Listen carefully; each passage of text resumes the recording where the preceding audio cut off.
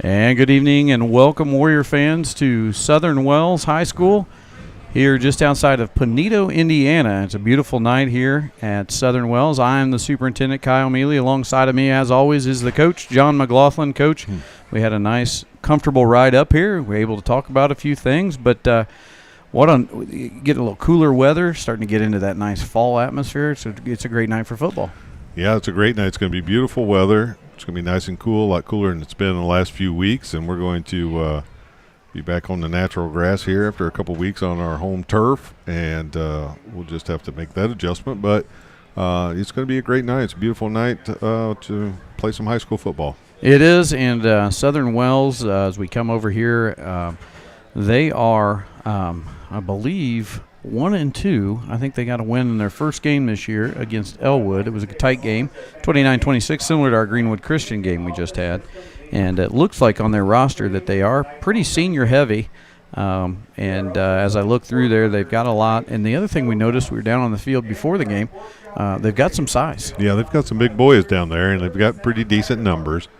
Like you said, a lot of seniors play a majority of the snaps, but they are sprinkling in a few other guys we'll mention as the game goes along. But they are big, and so when that's the case, then the game plan for us has to be use our athleticism, our speed, and try to take advantage of it. That you can't all of a sudden be able to take a game, that's bigger, stronger guys and fix that overnight. So Yeah. you got to go to your strengths, which is going to be tonight for us, our speed and athleticism and our skill players.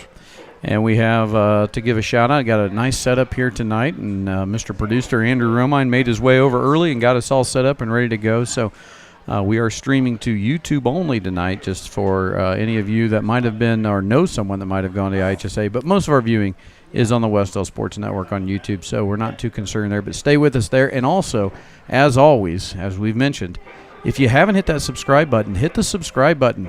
We're almost to that point where the Wes-Del Sports Network can actually start getting a little monetary funds to nothing major, but anything helps us to be able to do this and go on the road and bring you the games, especially from someplace like Southern Wells where you may not be able to get on the road yourself and get out. And we hope all of you that are viewing will also reach out to someone else and tell them, hey, turn on YouTube, subscribe, and watch the game tonight.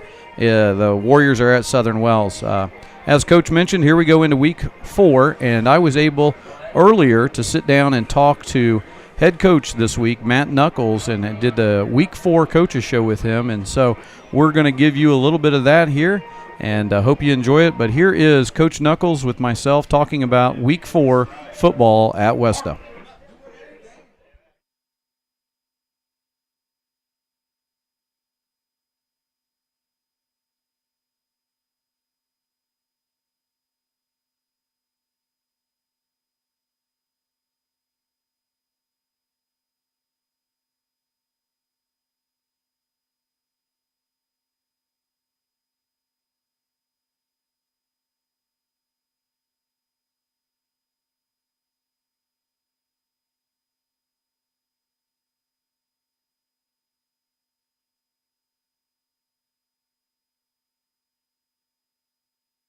Welcome, Warrior fans, to Week 4 of the Coaches Show, sitting down with our head coach, Matt Knuckles, of our Warrior football program. Coach, want to start this week off in Week 4 talking a little bit more about the team at home. And you've added a team member. And just tell us how mom and baby and the whole family doing. Yeah, absolutely. We had Maeve about a week ago on Monday. She's doing great. She's, spent a couple days in the hospital getting everything ready. She's been home for a little over a week, and she's been fantastic, sleeping well, doing all the normal baby things. Mom's doing great. She's getting some rest. She's recovering pretty well. Watched our game on Friday on YouTube, planning probably to do that again this week, and hopefully she's wanting to get back at maybe our next home game. Now, you've shifted at home from a man-to-man to a zone, right? Because now there's three in the 3 kids, and so how's that going to look? Not moving yet, but once she starts moving. Yeah, no, for sure. You can see it a little bit already. We're pretty blessed. Our older daughter, Reed, has been a great help. She's an awesome big sister. She's helping take care of her and doing a lot of things. Archer, is a little over 2. He's still a little too young to be able to know what's Got a lot really of his going dad in on. A little bit, and he's adjusting though. But it's good. It's definitely an adjustment at home, but you couldn't ask for anything better. Well, the way I look at it, no matter what your outcome is this season, you've already had a winning season because you've added that family member, and the family grows. And well, we'll give a shout out tonight on the broadcast to the First Lady of Football, Ashley Knuckles, and the family. So shifting gears, going back to Week 3 game versus Greenwood Christian. I'm just going to throw out a pretty open-ended question. What did you see that you liked from your team against Greenwood Christian? I think it's probably the first game in a couple years that we were finally the more physical team. Mm-hmm. That's something we've been building on a lot. We had a lot of success this summer. We're really happy with where we were. Heading into Week 2 against Tri-Central, we were definitely pushing for that. And then I think this Week 3, we finally showed that, when we do the right things, we have some dudes up front and some guys in the backfield that we can be the more physical team on a Friday night. Absolutely. 124 yards, I believe, on the ground by your fullback, Brock Nauman. And that has to not only talk about Brock's running, but, he fumbled on his first carry, and you guys gave it right back to him. It says a lot about what you believe in him, but also I think what you believe in your line. Is that right? Absolutely. He's a kid we trust. He's a true program guy, works his butt off. He's always trying to do the right thing. I think that's his first fumble in 2 years, off the top of my head, and I think that's probably the only time I've seen him run with the ball in one hand instead of two. Mm-hmm. And if you watch the rest of the game, that never happened again. Definitely a dude we trust. And then our O-line, they just played the best game from an offensive line I've seen in a lot of years here. Moving bodies, getting to the right spot, opening up a lot of good holes for our backs. It was good. Had a breakout night for first-year player Abdullamir. Both an interception and I believe a receiving touchdown, and he caught several good deep balls. That's a new wrinkle that you've added this year, and one I think quarterback Triton Blevins likes to have out there, because if they stack the line, you have the ability to go deep. Absolutely. He's been a great addition. He had a great summer. We hit him over the top on about every scrimmage we had. Didn't quite get to a few of those early in those first 2 games, but Friday he really kind of showed out. We hit over top twice. They'd bring 8 guys in the box, and they were manned up on the edge, and he's winning that most plays. So as we look at it defensively, really second half, and I saw that in the article that you talked about, I believe at the Daily News, and you said, trying to figure out a little bit of an injury bug that isn't an injury bug. It's kind of a weird situation. It's cramping with a lot of guys. Mm-hmm. And a lot of people out there would say, and I remember in the chat saying, hey, they need to do this, they need to do this. But it's not for a lack of trying. I believe you've got just about everything nutritionally, strength conditioning. Tony Cox, who's a collegiate level trainer on our staff, it's just one of those we're trying to figure it out, right? Yeah, we've thrown about everything at him that we can.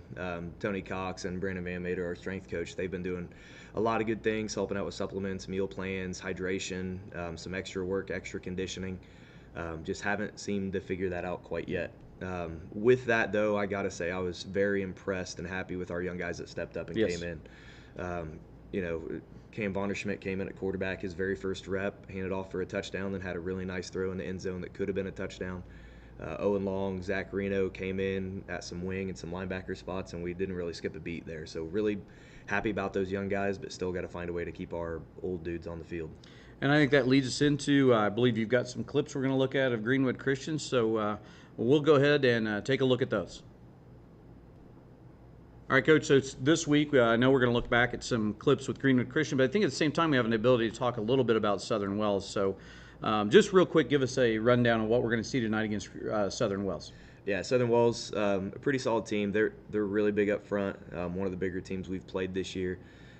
I think we got some more athleticism on the edge, and we'll be able to get out on the edge and be able to hit some stuff pretty quick on them. They're 1-2 coming into the season, beat Elwood, I think, week 1. But up front, a pretty good team. They're really run heavy. Defensively, they'll throw out 3, 4, and 5 fronts. So big key this week is making sure our quarterback's getting us to the right play when they adjust those fronts, and then just making sure we stick on our blocks. If we do that, we ought to be able to get to the edge and hit some holes and be able to really move the ball. What do you have for us here in the clip department? I know that you know a lot more about it than I do. You've heard me, so there's not much I know on the live stream. I just make it up as I go. Yeah, we have 3 here. These are all from Greenwood Christian. Our first one This is something we've been working on for a while. We haven't ran a ton of it, but it's our inside veer triple option play. We saw that they were even into a 5 front every once in a while, but we really thought we could drive down their D tackle and really kind of pick on their outside linebackers. We actually ran the same play to the left, the play before, for about 12 yards on a give to Brock. And then here, Triton makes a great read. So we're in our right formation. We get that triple option. Triton gets a great pull.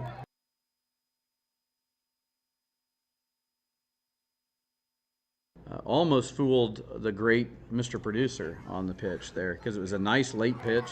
Yeah, this is really what.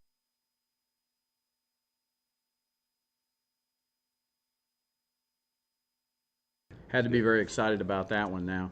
The next one kind of keyed up here is, tell us what we're getting ready to see here. Yeah, another run play. This is all about our line and Brock Nauman. We saw a lot of this on Friday night. Our line is a pretty simple belly play to our left. We get some really good movement. Our left guard, Luke Powers, just dominates his D tackle. Brock makes the play, runs through another tackle, and gets it about close to a 20-yard gain here.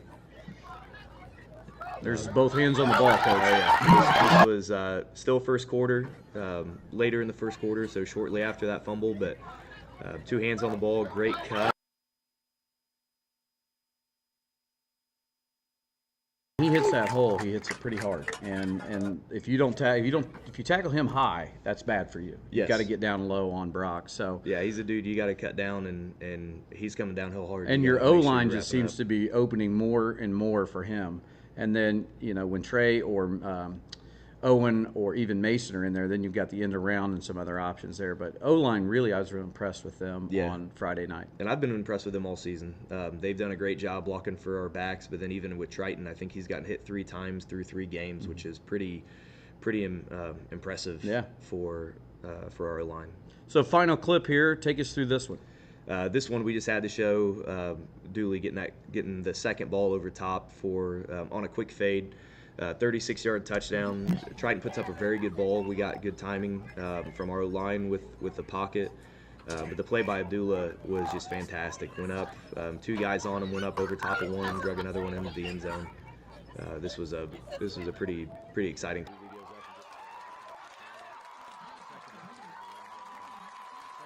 Dragging him on into the end zone. That shows you a little bit about, if you've seen Abdullah, you've seen him in basketball. He's not known for his size, but Coach Van Meter has him in strength conditioning, and even with a smaller frame, he's been able to put some strength on Abdullah, and I think you're seeing that by plays like that. So are these things that you think with Southern Wells, stick to it, it's going to be something that'll work? I think so.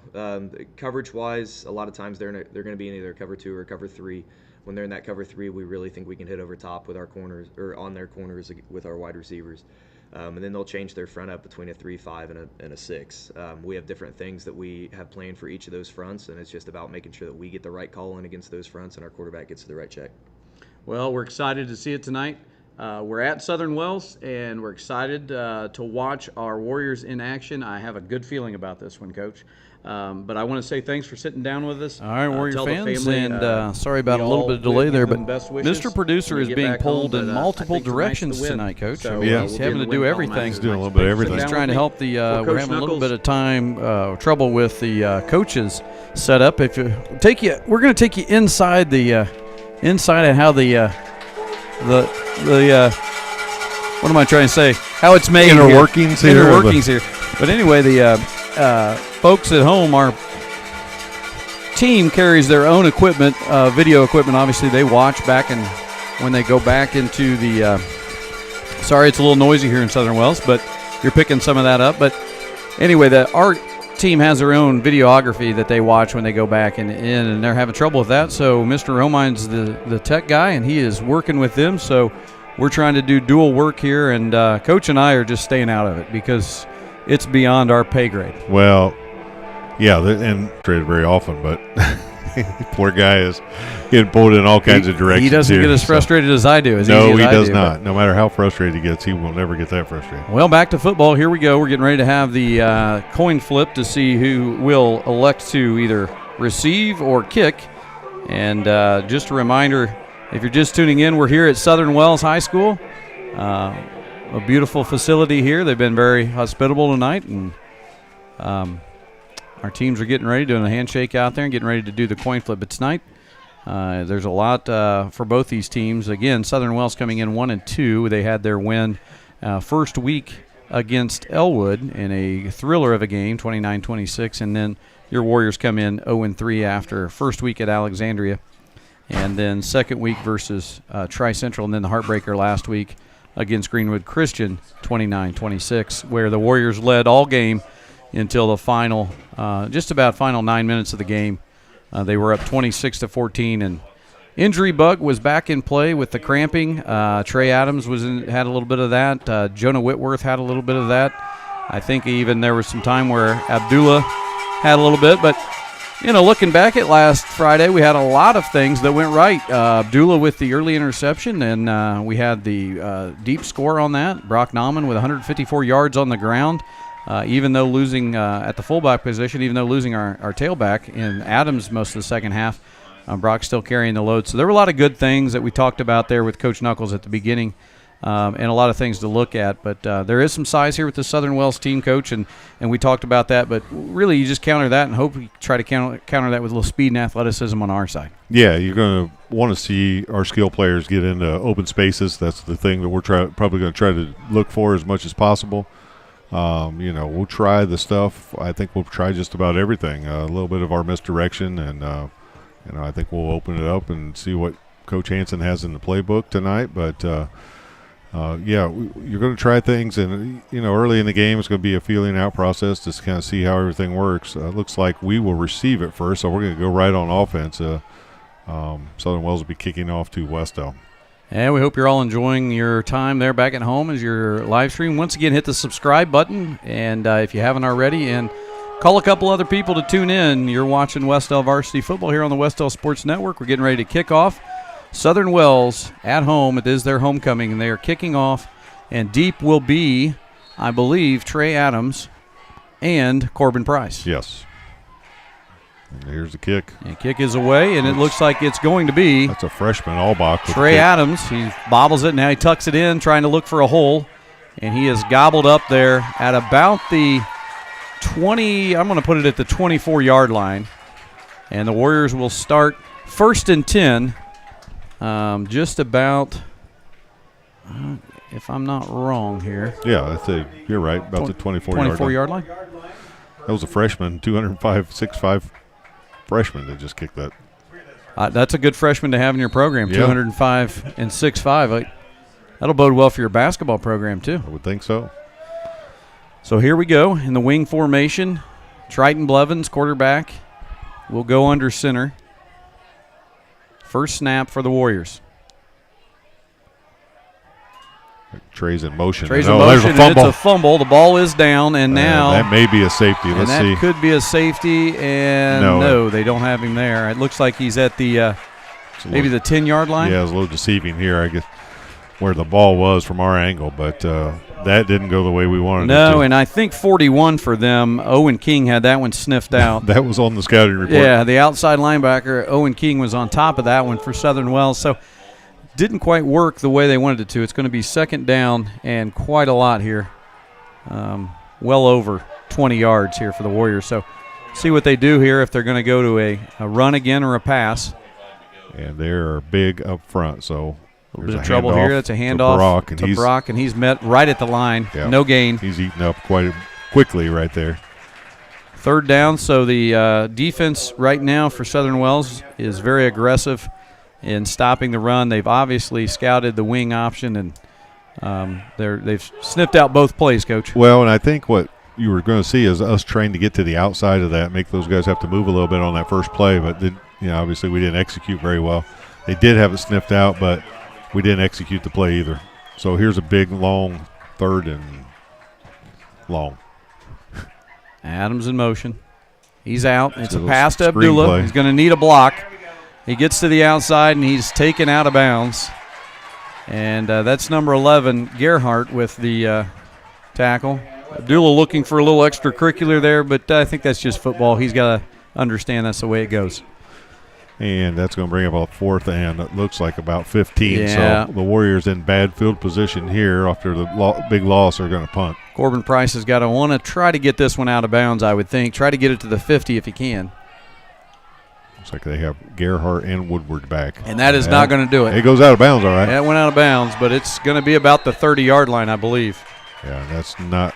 Not the start you want, Still but walking forward to find the spot. Yeah.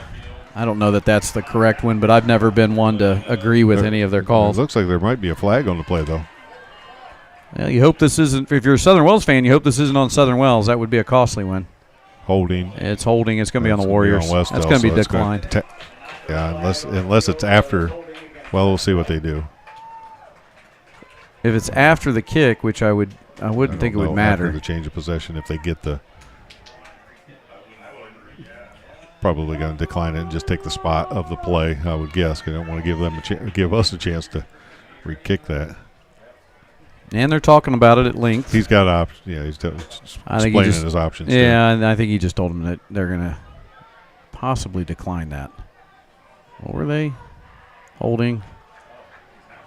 And they're going to add it to the spot. Well, actually, I think the choice there is you can take the half the distance to the goal, or you can re-kick it, which why would you at that point? So you're only going to get 5 yards out of what would normally be a 10-yard penalty. So the Warriors here pinned up against basically gave the Raiders the ball in the red zone. Yeah, it's right at the 15, it looks like. We're just at that point in the evening, I'm sure, where that sun, I'm sure the Southern Wells people are used to it. That sun is just right there when you're trying to look at this end of the field. Here we go. The chain gang trying to get set, and the officials now counting, make sure everybody has the right number of everything. And the white hat says we're good to go, and Raiders under center. It's a pitch. That's going to be Briar Gerhardt trying to get to the outside, and he's met. That was a great pursuit by Corbin Price. Zach Reno also there to help. And that's great pursuit, like you said, down the line. Anytime we can string those out, gives other guys a chance to get in and help make the tackle. What you can't do is lose containment. If you're that defensive end, you got to keep it and suck everything back to the middle where you have some help. So I believe their quarterback is Leland Goodnight. He is a sophomore. That's the number I believe I saw back there, number 10. And you've got Gerhardt there, and then you've got a very similar offense to ours. They like to run. Fake. That one is handed to 21. Faked off, and number 21 might be close to a touchdown, and it's going to be a first down, I believe. Stop short. That is number 21. That's Tucker Worston. He's the fullback. Looks like Jonah Whitworth was able to stop it from being a touchdown there, but it's going to be first and goal from about the 4, it looks like. Excellent job of hiding the football there, and we bid on it. So good execution early by the Raiders, and they're knocking on the door of possibly the first score with 9 minutes to go here in the first quarter. That one's away. That one's a fake this time, and that time did a great job of getting to Gerhardt. Yeah, now in there I saw number 40, and then also on the bottom of the pile was Brock Nauman, number 29. So number 40 for us, that is, we don't have a 40 on the roster. It's not shocking, folks. It's one thing that I will tell you. It's not shocking for us to have an away number that doesn't. That is a Blake Whitehead. It's a Blake Whitehead. He is in his first week. That would make sense. So we need to add him to the roster. He's just got enough practices in. He's back. Makes a tackle. Makes tackle. Brock Nauman in there on that one as well. Here we go, and it's going to be still short. That was short. And again, be down to about the 1. That's Brock Nauman again, and Zach Reno in there on that tackle. It's going to be 3rd and 1. So you just got to bring everybody up. Just it's going to be smash mouth. I think you just have to bring everybody in the box and pack it. Yes, you got to sell out and just bring everybody up there. Incoming for them with the play is number 81. That is Derek Rockwell. He is constantly feeling like someone's watching him, Coach. Yeah, I always feel like that. So 3rd down, and they're going to hand it. I think that one's is he in? He did get in, but he was hit a couple times, able to break through a tackle. That's 21 for them. That's Worcester. Tucker Worcester, the fullback, with the score, and Raiders are on the board 6-0. We'll see if they've got a kick. Well, they're going to try it because their coaches are holding up 1. So That is number 84 for them. That's Joshua Albach, the 205-6'5" freshman that we talked about. Head coach of the Raiders is Jeff Sprunger. That is a little low, so that didn't make it. So it is no good. It is 6-0, and we're going to have our first little break in the action. We're going to take our first break in action. You're watching Wes-Del Varsity Football on the Wes-Del Sports Network. This is your IHSAA. This is your state. This is your high school. This is your athletic association. Fans, I'm IHSA Commissioner Paul Knighty, and we're here to make sure that all of this remains yours. This is your state. This is your community. This is your IHSAA.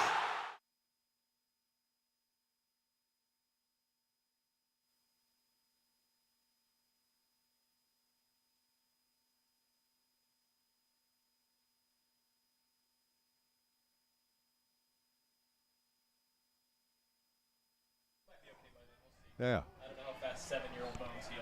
And welcome back, Warrior fans. And we're getting ready to receive the kick for our second possession. A correction here, because I can't read a program, but Trey Schlusser is the quarterback for Southern Wells. That's a good kick right there, and that's going to be Trey Adams again with it. Let's see if Trey can get a block. And It's hit. he's hit early by several guys. It's about the same starting position we had earlier, maybe a yard more at the 25. And here come the Warriors trying to answer the early score by Southern Wells. Again, it's 6-0. It was the fullback that got in there for them. And I don't know if it's just me. Maybe you guys can correct me, but I feel like we're a little on our heels. We got to explode off the ball a little more, and I feel like we're almost playing. We're not making first contact in some of the positions that we need to. So there's some big guys up there. We got to make first contact. We've got to play aggressive, like finish these runs off. Levens has it. It's hand off to Brock There you Nauman, go. and That's there's a little better. About a 5-yard gain with that carry for Brock.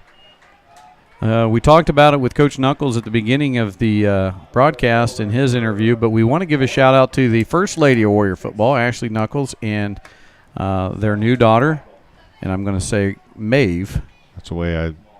That's the way he told us. That's at the way least. he So told if us. it's wrong, then It's a great name. My wife, one of my wife's favorites right now, and so yeah, my wife said the same thing. little Said that was Maeve cute. Knuckles and Ashley. I don't know that they made it. I'm sure they're at home watching. We want to give a shout out to them. I told him no matter what, he's already had a winning season because he That's had right. a new child. There's Brock Nauman again across. Looks like he leans forward for another yard or two. So it's going to be third and a long 5 probably. So the last one was actually only a 4-yard carry. I'd like to say that we're setting up these run plays for something bigger. We're going to try to maybe get something on the outside. You might see it right here on third down. Just and tap 5. the window and tell them. I mean, the coordinators, the play callers are right next to us if you want to Probably call it in. shouldn't- They probably shouldn't listen to I me. don't think. My coaching days are over. Yes, they are. And everyone is excited. Thankful. Here's Blevins on third down. And that's a fake, and that is met instantly. That is not working tonight. And that is Trey Adams, and I believe we're going to be in a punt situation again. And we are as Corbin Price comes And out. Corbin's done a decent job of punting this year, and that last one just got offside his foot. So let's see if we can put this. No, he's trying to go sideline with it, but let's try to get a little more distance on this one and see if we can, if nothing else, get a little bit of a roll or put us in a little better position here. And that one is a better one. And it's going to be deep. And there you go. Get a good bounce out of that one. It's going deep, and it's about to the 20 now. They're getting ready to take it. It's Briar Gerhart with it, trying to close in. A couple missed tackles before he's finally taken down. Tackle made by 28. Initial hit made, I believe, by Triton Blevins. If I had to see, that was Triton was there. we Had a don't. couple other guys. Trey had an arm on him. Yeah, I don't know if it was Brock. I don't see a 28 on our roster, so I might be seeing the wrong number. I'm wondering if you need to get you to the eye doctor. Cunningham Optical, sponsoring tonight's broadcast. They don't, but they should. It sounds They like. should be. Family Vision. Give us a call. Give Give at me an least give appoint- him a call, Give please. me an appointment. I'm going to go with Brock Nauman, number 29. It's close to 28. Well, So on their end of the field finally, and I don't think this I can't see because of the beam, but I don't think that matters tonight. I'll give it to you, Coach. The 36 is where we're going to start from. All right. Rolling out here. Little pass play. That's Knocked almost, down. Oh. Almost. I think knocked down by Alec Thornburg, maybe? Yes, and Blake Whitehead didn't see that, or he might have been able to catch Yeah. that and run it in. But that popped right up in the air. That could have been nice. That would have been a nice surprise. A real nice surprise. So it's going to be second down. I'm going to be over here in Coach Penrod's lap in a minute. You are. Because Nobody wants that. Nobody wants that. Yeah, well, No. nobody wants that.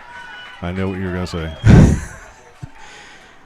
Here they go. And There's a ball's fumble. loose. There's a loose football. And the Whitehead wouldn't have a clue because he's just waving his arm. So looks like the we Warriors came up with it. I don't know. It was a Grayson Mealy, I think, came up with that. Really?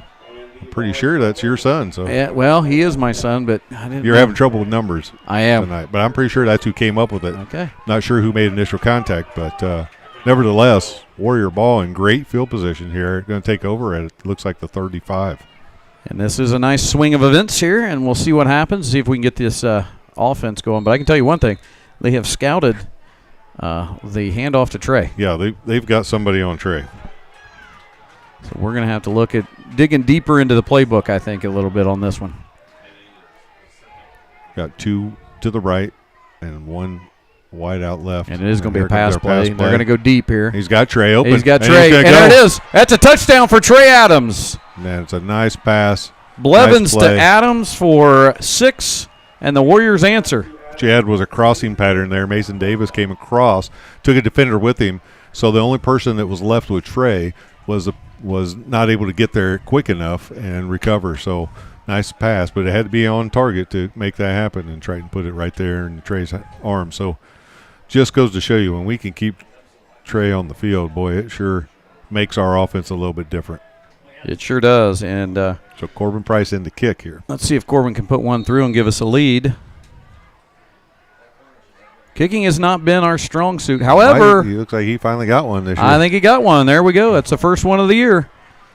And it's 7-6. Wes-Del leads, and we'll stay with you here, and we'll just kind of recap that. Taking advantage of a turnover there, and we struck right away. And that was, yeah, one of the things you want to do is catch them right away. You want to play off that aggressiveness. You just got the ball, and now come out with a pass play. We had 4 guys in motion or in patterns that time, so obviously we're looking for Trey. Anytime the first read can go to Trey, and he was wide open on that backside. Like I said, the defender saw it but couldn't recover quick enough, and the ball was placed right where it needed to be, and there wasn't enough field left for anybody to come over and make a tackle.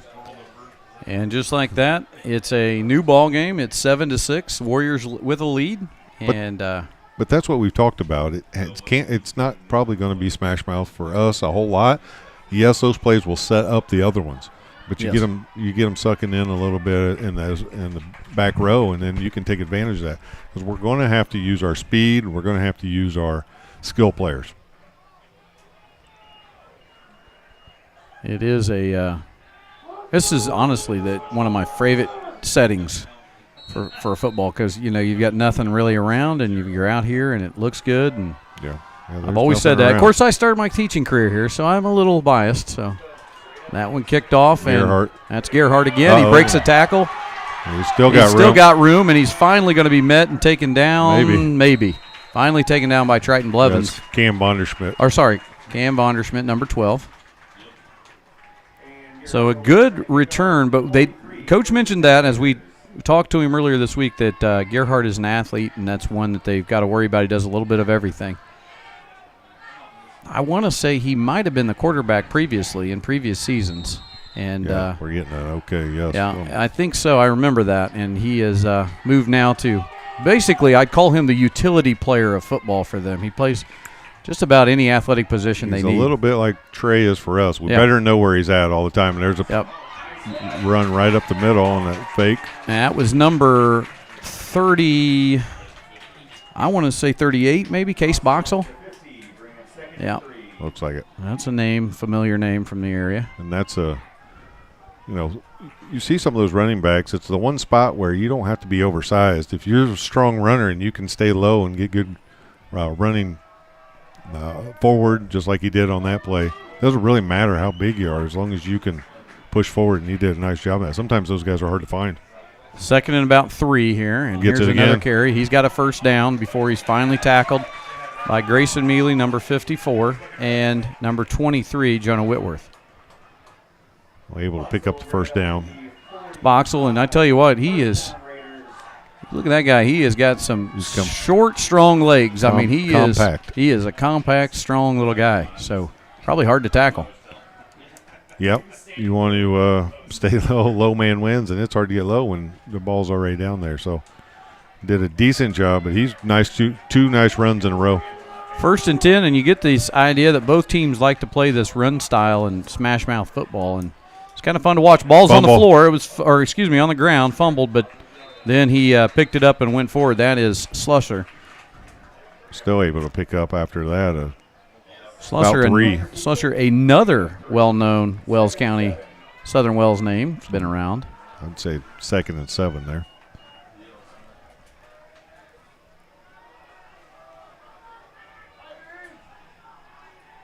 And Levi Woodward will be bringing in the play. And here comes the Raiders. 2nd and 7. And there is about 3:23 left in the first quarter. Ball is fumbled again, and it's finally tackle made. Pick up a yard. And that is Grayson Mealy with the tackle. So it's going to leave about 3rd and I believe Boxell. That's 7 or a long 6. Boxell is letting them know about that being the second mishandled ball there. And after having a fumble on the last possession that was costly, that's something they're probably going to chat a little bit about. And I'm sure Coach Sprunger's probably saying, well, I'm going to let these kids kind of figure this out since they're kind of on it. If you're Southern Wells, you're thinking that ball's probably got to find a way into Gerhardt's hands on this play. He's going to give you your best chance to probably do something dynamic. So let's see what they do. Well, the Warriors definitely don't want to give up anything big here and try to force them into the decision of a. Well, instead, they give it to. And that's going to be close, depending on the spot. I think it's going to be. But in this position, I think Coach Sprunger's going to go for it. I mean, you're this side of the field. Got an awful big line. If you can run behind them and pick up 2, so it's 4th and 2. You think on average they probably picked up 3 on most of their carries. They probably try to go. That's a long 2, but our best defense so far on this at least set of plays has been the fumble. Yes, for us. It has. Been a little bit of trouble with the transition of football from center to. They're going to go for it, and they are going to go for it. Let's see if the Warriors can hold here. Be a big stop if they can. And he picks. Boxell it's is going to be hit, close, and that was Grayson and Mealy, and I think it is stopped. Oh, and that might, it is a turnover on downs. It's a turnover on downs. Stopped for no gain on that. So here we go. Good defensive stop by the Warriors, and that brings the ball back to them, and we'll see if they can capitalize on another great defensive possession. Whitehat getting everything set here, and here comes Triton. I'll tell you what, this has been a lot quicker first quarter than what we've seen in the last few games. I like these quick first quarters. Other teams throwing and us throwing a little bit. That gets me into Frosty's quicker. Okay. I think they close before we're going to have a chance, Coach. There's, well, got a flag on the play. I mean, it's going to be on us. Got too many guys on the field. He's heading down the stairs. He's heading down the stairs right now. Yeah, we got 12 guys on the field, which is great if you can get away with it. Yeah, I tried that a few times in basketball with play with 6. Well, you know, there were times where I think you wanted to play with 4. There were times I thought it didn't matter if we played with 15. We'll take put them all out there. Oh, well, that's a 5-yard penalty, so it's going to be 1st and 15 now. Ball is back to close to the 30-yard line, and here's Blevins with it. Again, going to have to – we opened the playbook a little bit. Let's see what we have here. Here's Blevins looking for it again, trying to throw. That's a deep out pass, and it's not a bad throw it away there play. Yeah, throw it away, got outside there, and throw it over Trey's head. So we're, you'd like to maybe give Trey a chance there, but no, what you can't do is take a sack. So get rid of it, live to fight another day. That's going to be 2nd down and 15. 2nd and 15 here, and that was a great catch, brother. Well, I was going to say it looks like the circus tents came to town because he's out there trying to catch that. Poor guy, because I probably wouldn't do much better at this point. No, I'm sure. I'm sure he was an athlete at one point. At least his mom thought he was. Here's Blevins. See if the Warriors can capitalize. Look like a blitz could be coming. They're showing it. Give and Brock, see if we Brock's can going to get a pick up couple little yards. bit. He's Still going to chugging forward. Yeah, he picked up about 3 there. Yeah, that'll leave it. Third and 12. 3rd and 12, and you probably think we're bringing Dooley in, so probably think we're going to try to go to the air here. Yeah. If anything, you try to at least get some positive yardage to get Corbin more room for the punt. His last punt was probably one of his best of the year. We got a timeout. And Southern we Wells do. was having a little confusion on defense. They're trying to And figure out who was supposed to be in and who wasn't. Well, Coach, let's take a timeout. So Okay. we're going to take a quick one here. We'll be back with you after this timeout. You're watching Wes-Del Wes-Del Football on the Wes-Del Sports Network. At Indiana Farm Bureau Insurance, we're not just good at insurance. We're good at Emma and Jake's just baby-proof their 2-bedroom bungalow to prepare for baby number 1 insurance. We're good at Madeline and Chance's just gave in and became minivan people to make room for baby number 2 insurance. And we're good at Gabby and Nate's just moved to a house with a bigger backyard to welcome fur baby number 3 insurance. Start with Indiana Farm Bureau Insurance and stop knocking on wood.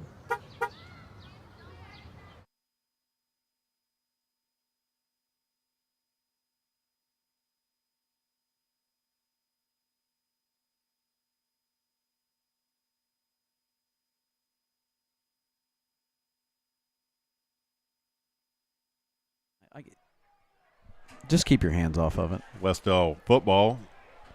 Coach, all of a sudden. Made possible here by Star Financial, Dowling, Dumpster Rentals, and the Van Meter Reed team at Caldwell Banker. Don't try to ignore the fact that you think you're a sound guy all of a sudden. Well, I do have to do it during volleyball, so I have touched it before. 3rd and 12. It's not when you're around. Here we go. And we're back. Looks like we're back to pass, and And he's got him. He's got him. He's got Dooley. Oh, it was a great look. I think if he hadn't looked back and hesitated for a second, and he just put his head down and kept running, it was there. Yeah, nice thrown ball, and that's how you want to give your guys a chance, and he definitely did. Threw right where he was supposed to be. Dooley's just out of his fingertips there, but that would have been a big pickup. Minute 14, folks. 7-6 Warriors lead. We're looking at that down on the Star Financial scoreboard. We mentioned our sponsors. If you or someone you know would like to be a sponsor, reach out at kmealy@wes-del.org. Another good punt by Corbin, and this one might. Now they're going to pick it up now. And we miss. Still trying to tackle, and we Mason finally bring him Davis. down. Mason Davis with the tackle. Cleaned up with some other guys, but Mason Davis makes the first tackle there. Yeah. So 1st and 10 for Southern Wells with 1:09 on the clock here in the first quarter. Again, it's 7-6 Warriors lead. And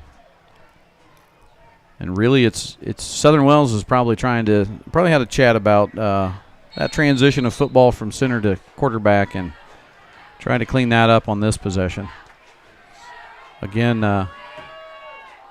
they've had success with both Boxell and Gerhardt on the run. This is a rollout now. Slusser looking to throw. He's got nobodies now. He's closing in. Tuck it and run. And finally a tackle made. It was tripped up by Jonah Whitworth and then finished off after that by Corbin Price, I believe. Easton Stewart was there too, 72. So a couple guys there in pursuit. Still picking up positive yards. They Yeah. picked up about 4 on that, so Yeah. 2nd and 6. Yeah, Right at they that. rolled out there to try to make the pass play, and we did a nice job in coverage, which means he had to tuck it and put it away. He'd like to hit him for a loss there, but good job by Southern Wells, to pick up a few yards out of that. Well, I think the players are probably loving the change in temperature as opposed Been to a the lot last cooler, few. isn't it? Yeah. Let's get to that time of the year. Ball is away, and it's Kept still again. in kept with Slusser, who is met by Alec Thornburg, and he is Going to be close. going to be close, but he's going to be short, I believe. The spot is short, so it will be about a yard left, 3rd and 1. Well, let's see what they do this time. They've gone right up the gut on the last few times when they've had short yardage, and that's going to end the first quarter, though. And that is the end of the first quarter. So the Warriors lead 7-6 after 1 quarter of play. Got a big 3rd down coming up here for the Raiders when we come back. But you've been watching Wes-Del Varsity Football on the Wes-Del Sports Network. Some see a student athlete working hard in the weight room. We see a future leader learning there are no shortcuts to success. some see a start to a swim meet. We see the starting blocks for life. Proud to keep education in front of athletics since 1903.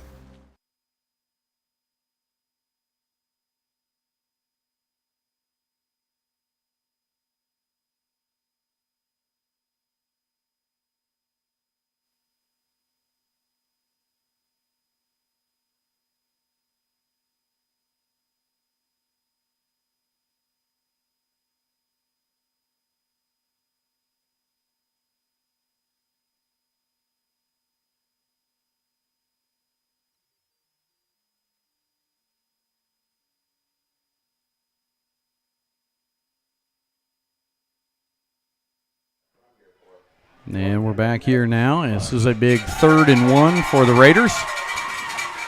And the Warriors, same thing, trying to make that stop, and we jumped. Looks like that might And be that is Dallas Godby that jumped first.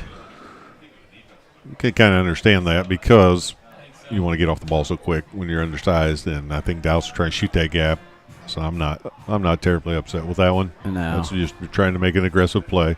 Yeah, you don't want to give them a first down, but they're less than a yard. I say you take the chance, try to make something happen right there. And I think the officials are wanting the clock reset to 12. I think you're correct. I think that's what he's doing. Either that or he's trying to tell us that we are 1 and 2. Okay, 1, in 2. his book. I can count to 2. Well, I've got it. You and I have the education that is actually south of here. Yeah, let's not bring that up. Let's not bring that right, up. Mr. Roman. Everybody and Mr. Roman. Everybody gets a little angry when we say that. Colors are red and black, and they have that goes over well. Bear for a mascot, and let's just say it's a great place to be from. 1st and 10. Warriors defense still out there, and there's a handoff. That's Boxell, I believe. Yes. And he picks up about 3, maybe 4 on the carry. We'll give him 3. 2nd down and 7, so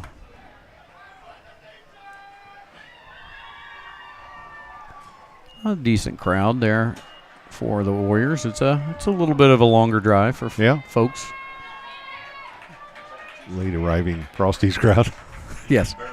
Well, they stopped by either Richards in Hartford City or Frosty's in Montpelier, so looked like there was offsides there. That's Boxell again. I thought that was an offsides. Boxell just staying low, rumbles forward. Rumbles. You got to get low on Boxell. That's going to be a first down, I think. Yeah, it is. They already signaled it, and he's doing a nice job of just following his blocking and staying low. So we've got to do a better job of jamming those gaps. The line's going to be stuck right there with, their assignments probably. It's going to be hard to get off that. So this second line's going to have to come in there and make some hits. 11 minutes exactly now on the clock here in the second quarter. That's what's left in this first half. Coach Sprunger is ready to roll this one in. There's about 7 seconds on the play clock, so they've got to get going for Southern Wells here. 2-1, they get it off. There's a flag on the play. And there is a flag on the play. This one's going to have to come back, and that's a good gain for number 21. That is Tucker Worcester. It's one of two things. It's a hold or it's offsides on us. Where's the flag? In the backfield? It's right there on the line. Yeah, I see that. Illegal shift on offense. And it is an illegal shift on the offense, as Coach says. You can't get one by you, Coach. Coach, NFL started last night. It was It's fun to see that happen. I was a little surprised at the outcome. But, I was too, because I had Patrick Mahomes on my fantasy team. He's your quarterback. Yeah, he did all right. But David Montgomery didn't do bad for you as a running back. I didn't play him. Oh, you didn't play him? No. Oh, well. Well, I had St. Brown, and he did all right. He got 19, I think. But back to the high school here, and this isn't fantasy. This is real life, and the Warriors now trying to stop the Raiders on this run. Another flag. Flags all over. There's so many flags that this one's coming back also. I mean, at some point you just kind of say, okay. I mean, did all of them throw them, or at least 3 of them? There's 2, 3. I think it's going to be the same call, illegal shift. So they're doing something that's caught the eye of the officials. Moving too quick, yeah. Caught the eye of the officials here. It's 2 in a row. I'll back them up again. That's going to make it probably 1st and 20 now. Well, it's from the end of the play, I think. Oh. Let's see. No, I'm sorry. Well, I was going to say I wouldn't think it would be. No, not on that That would play. be Not on that would play. be advantageous to the offense. I mean, I've never been one to, argue you in any aspect. You haven't? No. Okay. We argued half the Maybe- way here, I think. Maybe we should continue the audio through the drive back and drive here. All right, so it's 1st and 20. Raiders right now going the wrong way. Yeah, this is one they don't like going backwards. That's for sure. But Almost back to midfield here. and here's the ball is away, and it's That's met. met right That's away by Blake Blake Whitehead, Whitehead. and Brock Nauman was underneath on that one. So Yep. well done, and the ball is probably going to lose a yard there for the Raiders. It's going to be 2nd and 21. 2nd and 21. Yeah, they lost a yard there. It was a nice hit, like you said. It was low and high. Brock got him down at the ankles. He wasn't going anywhere. He was stuck, and then Blake came in and cleaned it up. Take these sunglasses off like I needed any more help of not seeing anything. And here we go. It's 2nd and probably 21. Yeah, close to 20. So let's just give it 20. And they're away. It looks like Slusher's throw back it out to under throw. pressure. And nice catch. That's got to be Gerhardt. He didn't pick up a lot, but he does get about 5. That ball was thrown behind him, and with one hand, he reaches back and catches that and shows his athleticism. Yeah, that was a great catch. And we Trey Adams was on that tackle. Yeah, to our credit, we had good pressure on him, and I think it was Jonah. It was Jonah Whitworth, 23, that had the pressure. 8:52 now, and it's 7-6 still, and now we've got a big 3rd down here. Going to be 3rd and about 16. Raiders here, see if they go back to the pass. Try not to give up a big one here for the They're gonna Warriors. have to hustle because they're down to 5 on the play clock. They are going to have to snap it. Gerhardt in motion. A little Almost. bit of a fumble there, but now Boxall has it. He's going to be He's short. going to be short, well short, and it's going to bring up 4th down. At about 12, I would say. Yeah, Maybe 13. Maybe 13. Yeah, 13. So we'll see if they kick. They do have the kicker going back, I thought.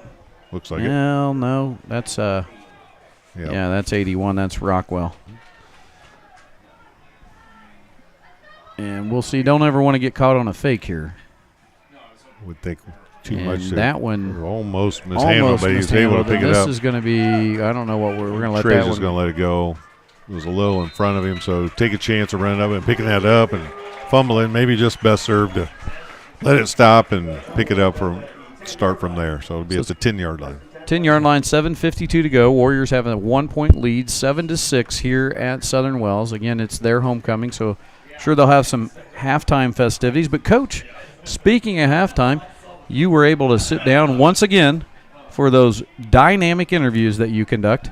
And who was it this week you got a chance to Well, I talk got to sit down with the baseball program, and I sat down yeah. with Grayson Mealy, returning catcher. I'm for sure you the got a lot out baseball of team. that one. Well, actually, a lot better than you will probably think. You'll be proud of him. And then Coach Hansen, and we did an extended interview that will be great, and you'll want to listen to that at halftime. Here's Blevins with it.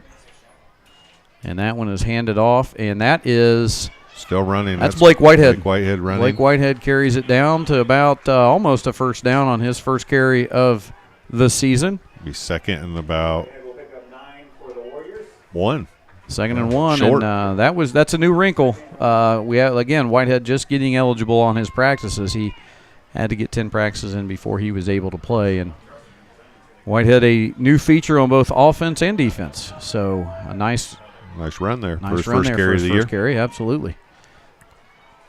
And I bet you Southern Wells saying, well, we didn't see him on tape. Well, they didn't. Here's Blevins with it again, and he's going to step back, and it looks like they're going to throw. They're going to go deep. He's got Trey Adams. Trey Adams catches it. He's got a couple moves, and he's finally tackled down at the 46-yard line. They're going to spot him at the 45, but a nice little play there. That ball was underthrown, and neither one of Southern Wells defenders saw it. So Trey came and rained back through the defenders to catch that, and then they were right there, obviously. But he able to come back, make the catch, and then pick up a big 1st down. Warriors moving the ball here on a nice Blake Whitehead run of 9 yards, and then a big pickup of well over 20 there by Blevins to Adams. So good call there, too, by Coach Hansen. 6:45 to go, and here we go, moving the ball, trying to get across the midfield. That's off to Brock Nauman, and he was sniffed out by multiple. No one fooled on that one. No, multiple Raiders there, specifically number 21, Tucker Worcester, was in there first. That'll be a 2nd and 12. The reason I like that play so much, it's 2nd and short, so everybody's going to think you're going to pound the ball up the middle. Instead, we roll out, take a shot because you know you got probably another chance or two to pick up that 1 yard. Blevins, I think, was moving a little bit to his right. If he was able to set his feet, I think he could have thrown it out further in front of Trey, and that would have been probably a touchdown because Trey was behind him. Here we go again. Throw again. Looking for it. He's trying to get under rid of it. He's got time. Trey Adams again. Just missed Trey Adams. I mean, it was there and just over Trey's head, but it was a catchable ball, but again, not a bad call there. He's about to get hit, so he threw that one up where he thought Trey was going to end up, and it almost worked. And that is a third. Now it's going to be 3rd and long. It's going to be 3rd and about 12. And ball's on the 43. That will stop the clock at 5:56. But the Warriors showing a little bit more pass than they have in the last few weeks. But they did show more at Greenwood Christian than they had previously. So I think this is something you might see from them a little more here on 3rd down. You'll see it again right You're here. probably going to see it again. See if Southern Wells brings in a little more pressure this time. And they do. There's a lot of pressure. He gets it away. He does get it away. That's going to be very short. And good pressure coming there, and that's going to bring up 4th down. We'll see. I would assume we'll kick here with Corbin Price being this far over. It'd be too good a field position for the Raiders. I would agree with that. And I could just see them creeping up, and it looked like they were going to bring pressure on the left side, was Triton's right side, and they did, and they were able to get through. I do like what we're trying to do here a little offensively because we're making them stay honest here. And let's see if we can get a good punt out of this one. That one's not too bad. That one's bouncing. Let's see if that gets out. And let's see if we can. We're going to down that right about the 30-yard line. And that is Dallas Godby downing it. We'll stay with you here as we change possessions. It's 5:42 to go. So we're going to hear a little bit about the baseball team, and they were honored at the volleyball game at the Blockout Cancer Night with Cowan. By the way, volleyball team continues their hot streak. We need to mention them. They've been playing really well, and they have a tough one tomorrow at Noblesville, but they're 10-1. 10-1, number 9 in the state in 2A, and nestled right behind Coach the number 8 Wapahani team. That's right, and we are excited about that chance to go over and play some big schools. We're by far the smallest in this Noblesville Invitational, but the girls are excited about it, and we start with Jay County, so see how it goes. And a big run there. That's a big run. Got to stop that, and that is going to be is that Gerhardt? No, that's 21. That is Tucker Worcester, and that's a 1st down.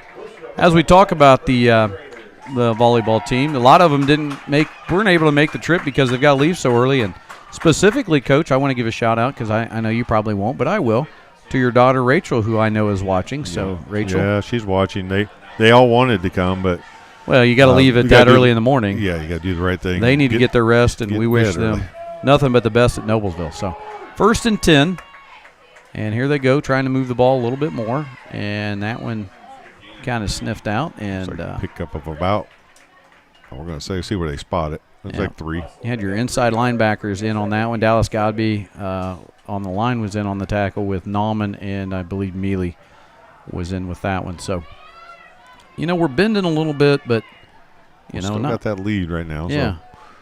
So. 4:50 to go, and 2nd down and 7. Ball's on the 44. And Boxall was hit immediately by Dallas Godby. And excellent job by Dallas. He got in there first. It might have been maybe a yard, but maybe 2. It's going to be about 3rd and 5 here in a part of the field that makes it tough for you to want to have to – makes a tough decision to go for it if you don't get it here. So we'll see what they come up with, play they come up with. And looks like a little rain to the north, Coach. Yeah, but they could use it over there. It's going to stay over there. Thank you for that. Yeah, I'm sure they could use it up there. All right, 3rd and 5, big one here. Exactly 4 on the clock here. And the Warriors trying to hold them here on the carry, and there's a stop right there. That's multiple guys there again, and that is Gerhardt trying to run. But Nallman at the bottom of that pile. Nice job of getting in there, and now it's 4th down. And we'll see what they're going to do here, if they choose to go for it or if they kick. And here comes number 81. They may be kicking. Again, never go by the fake here. Never rule it out. 4th and 5. See what they do. They obviously are bringing got Trey back, but I think we're playing it honest. They're going to get their last guy off the field, and they do. And he snaps away. And it's a little low. Trying to get in there, and that one's going to take a sidewind. And that one is going to take Trey's going to let that one go, too. And that is another good one. That's going to go down to about the, what do we got, the 14? 13, 14, somewhere around there. And again, it's going to be 3:08. Warriors getting it back here, 7-6.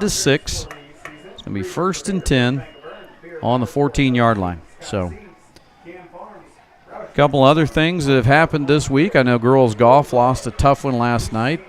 Jane Armington was medalist. She shot a 39. I would love to shoot a 39. Yeah, me too. But I don't see it happening in my future anytime soon. No, I don't think so, and I don't think it's going to happen for either one of us. But she probably was a little disappointed with that. Yeah, well, I know she shot a 40 the week before, and she was upset with herself, and I'm like, man, I'll take a 40 any day. Absolutely. But Jane's doing big things. The girls' golf team, every one of them improving. Hayden Browning had her best outing earlier this week, too. All balls, that one we fumbled, but we recovered it. It was on the ground, but Triton Blevins falls back on top of it. So, shout out to Hayden on this is her first year of golf, I think, and she had her personal best the other night. I think she was really proud of that and should be. That's all you can ask for. In fact, her score was, I think, 2nd best on the team that night. Do your best. That's all you can ask. Well, that's all you can ask for. So clock's running. So 2:35 and 2nd and 10 on the 14. See what we can do. What we can dial up here. Levin's back. Looks like a pass play. Oh, he's got Adams. He's got him deep. Trey Adams just outside of his hands. That one was going to be 6 if he could get there. We've said that a couple times now. And that was a nicely thrown ball with the pressure coming by Triton. I'll give him credit there on that one. I mean, he knew he had some contact coming, but yeah, he got more on that than I thought he might be able to with the pressure coming. Yeah. And that's a tough one, folks. You could watch it over and say, well, put a little bit more air on it. That's easy to say when you don't have 300 pounds, 250 pounds bearing down on you. Just to get it that far was impressive. Yep. So here we go, 3rd and 10, and it's going to be that does stop the clock at 2:24. I imagine you might see another pass play here. Yeah, well, I was caught in between there, whether we would try to run just 3 plays and try to run some of this clock out, not leave Southern Wells with much time. But it looks like we're going to take a timeout. And we are going to take a timeout. You have been watching or are watching the Wes-Del varsity football team on the Wes-Del Sports Network. Some see a student athlete working hard in the weight room. We see a future leader learning there are no shortcuts to success. Some see a start to a swim meet. We see the starting blocks for life. Proud to keep education in front of athletics since 1903.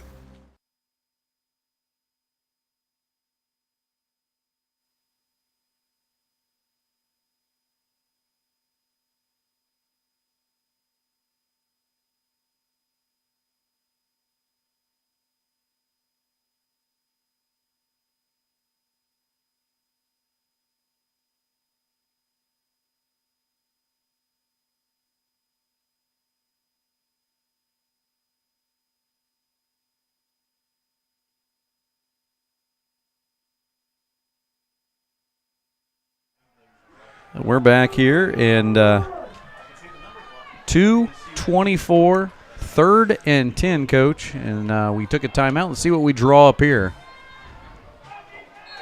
Well, we'll see. Usually you can get everyone on the same page when you're running play out of a timeout. You've come out of many timeouts where everyone wasn't on the same page. So try to run and get out of there. Get out of there. He pitches it to Trey Adams. Trey Adams trying to get out of there, and he gets hit hard on that He one. was about to get a safety, so good job of getting the ball out of there. And he's slow getting up, Triton is. Yeah, he's getting up. Took a hit there at the end of that play. I'll give Triton credit. He got it out of there to not take the safety, and now it's but it does put us pin deep for this punt for Corbin. Clock's still running, so that's a benefit. a little bit in our favor. They haven't officially started the play clock yet. Southern I Wells. would run this baby down. I was going to say, surprise Southern Wells. Take your time, boys. I would run this all the way down. We need to run this down a little bit more.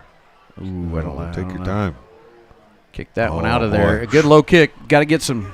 Gotta get Got to coverage get down here. there. And ooh, that's a block in the I back. thought That's that was a coming block back. in the back. It is. It's no, a flag. He didn't throw the flag. Yeah, he did. No, he threw the spot. He didn't throw the flag. Oh, I thought it was a block in the back too, but he threw the spot, not the flag. you're right. Ball's on the 21 now. It's going to be 133. So here's going to be a tough one for the Warriors. Try to. Yeah, and we honestly probably had a couple timeouts there. We probably should have ran that all the way down to 0, and then there would have been a minute left. Yeah, But you maybe look, hindsight's 2020. yeah, I know. Yeah, well, save them. I do like how you said, well, we came out of a timeout, and we're probably on the same page. And I've been many of your timeouts where we thought that, and Yeah, 4 guys were on the same page and somebody else wasn't. And that happens. the best drawn-up play doesn't work when one guy doesn't run know it. what's going on. It's a handoff. That's There's a boxing. flag. And that is, oh, no, it's out here to Gerhardt, and he is met by Right. Blevins. But is there a flag, you said? Yeah, I think he may get the illegal shift again. Yep. Yeah, illegal shift. So something they're doing is not sitting well with the white hat. No, he doesn't like it. I haven't been able to pick it up, but they're calling it right away. Yeah, I was the same way. The last time they were calling it, I was trying to look for it, and I couldn't pinpoint what the illegal shift was that they were looking at. But they certainly are looking for it now. Well, minute 25 now. I think that this might be the most illegal shift calls I've ever seen an official make. Yeah. So Timeout. and we are under a timeout. We're just going to stay here, Coach. All right.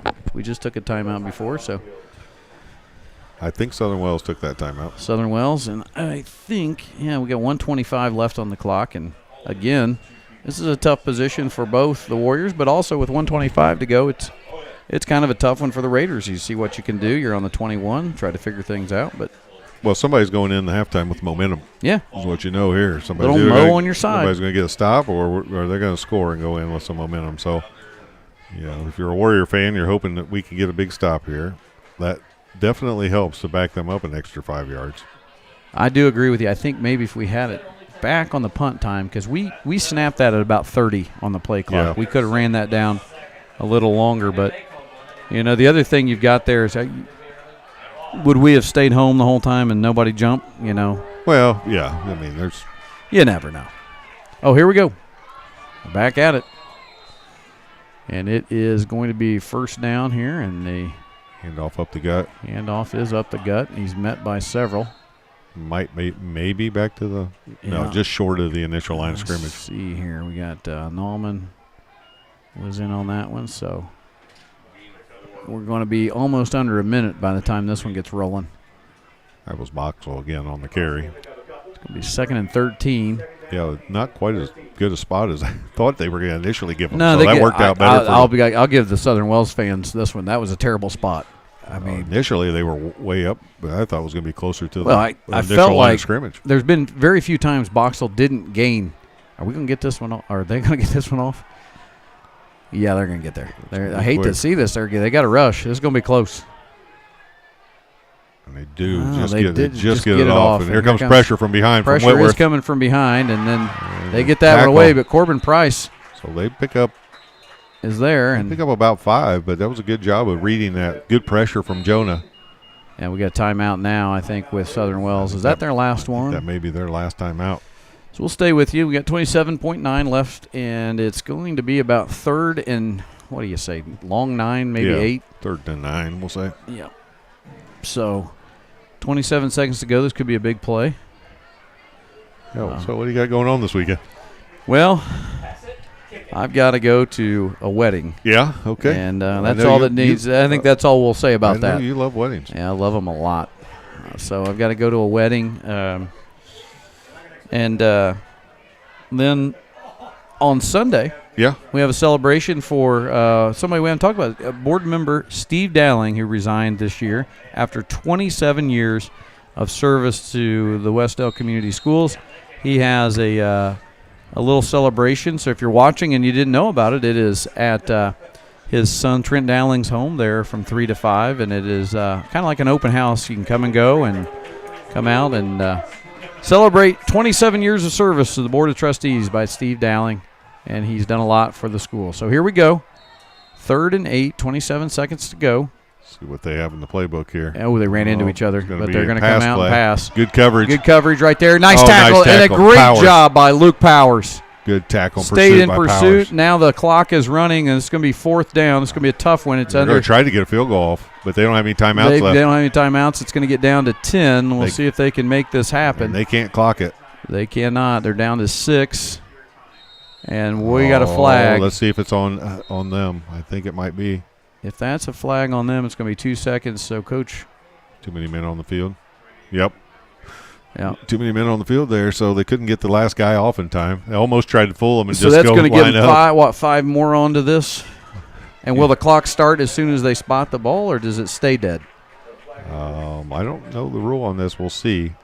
Because if he punches it, it's going to be hard to get that snapped and get that kick. Well, now he's. Well, my gosh, he's in. See if they're gonna give it a- Where are we going? What are we They're doing? going to try it again. 5 yards. What in the world? And he It'll snapped start. it to. They got it off in time, and it's. Had gonna some be- leg. He almost had the leg to do it, but it's going to be short.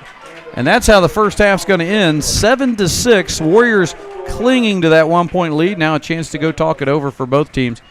And once again, it is homecoming here at Southern Wells, so it will be extended time. But some initial thoughts, Coach, of that first half. Well, I thought initially we weren't getting off the ball right away, and I didn't think the first possession you and I talked about it. We were really not firing off the ball and almost playing on our heels a little bit. And I'd like to see us get a little more aggressive. Then we did just that. Mm-hmm. Got a couple nice first downs.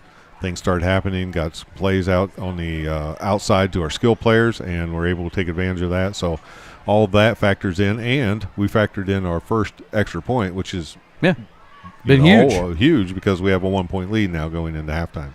And I would agree with that. And I thought that some excellent opening of that playbook and Yes. putting some new wrinkles in there as well. So exciting to see what happens here in the second half. But we have, at this time, the opportunity for you to go inside Wes-Del Sports with Coach Mack as he sits down with Coach Hansen, Grayson Mealy. Correct. Who else? That's it. That's it. But we it's an extended interview, so enjoy. Extended interview of the Wes-Del baseball team coming off of their regional championship, their semi-state performance, where they eventually lost to the Lafayette Central Catholic, who were the state champions this year. They lost to them 6-2 in the semi-state, but it was quite a run and a fun spring to watch. So here it is. It's the extended interview with Coach Mack, and Coach Hansen, and Grayson Mealy. Welcome to the halftime show. This is Coach McLaughlin. I'm here with Grayson Mealy. Today on the halftime show, we're going to talk to not only Grayson Mealy, but head coach Daniel Hansen about last year's baseball semi-state championship team and all the run that we made last year getting to that point. So Grayson, first of all, that had to be a fun part of the season, and just a little bit leading into that, how did the season go? Did you feel like going into last year that maybe this was going to be a special team, or did you have any kind of heads up or inkling that maybe this team might be able to do something like this? Yeah, we really had great chemistry through the year. It was almost like a group of brothers because we argued a lot, but it was really just like a group of brothers through the year. We had a great chemistry. We had a lot of fun together. So as the season goes on and you're playing and you're starting to have some success, I know you were behind the plate for a lot of that. And one of the key factors last year to getting us to that point, I felt like, was the pitching. So won't you just tell me a little bit about like the guys that you caught and some of the successes that they had? Well, I feel like personally I had great chemistry with all of our pitchers. Our senior Travis, he was our best pitcher through the year. He really led us that way, being not only a leader but through his pitching too. And then Jared came in clutch in the last inning of our sectional championship, I think, and Ty threw well for us last year too. So we get combinations of great pitching, timely hitting, which in baseball is such a key to having success. So then we get to the postseason, and we get to sectional, and we get down to that sectional championship. Just tell me a little bit about how you felt in that championship game, like the momentum and how that all played out, just in your words. Well, talking to the guys after we got that Southern Wells game out of the way, we really felt comfortable going into the championship.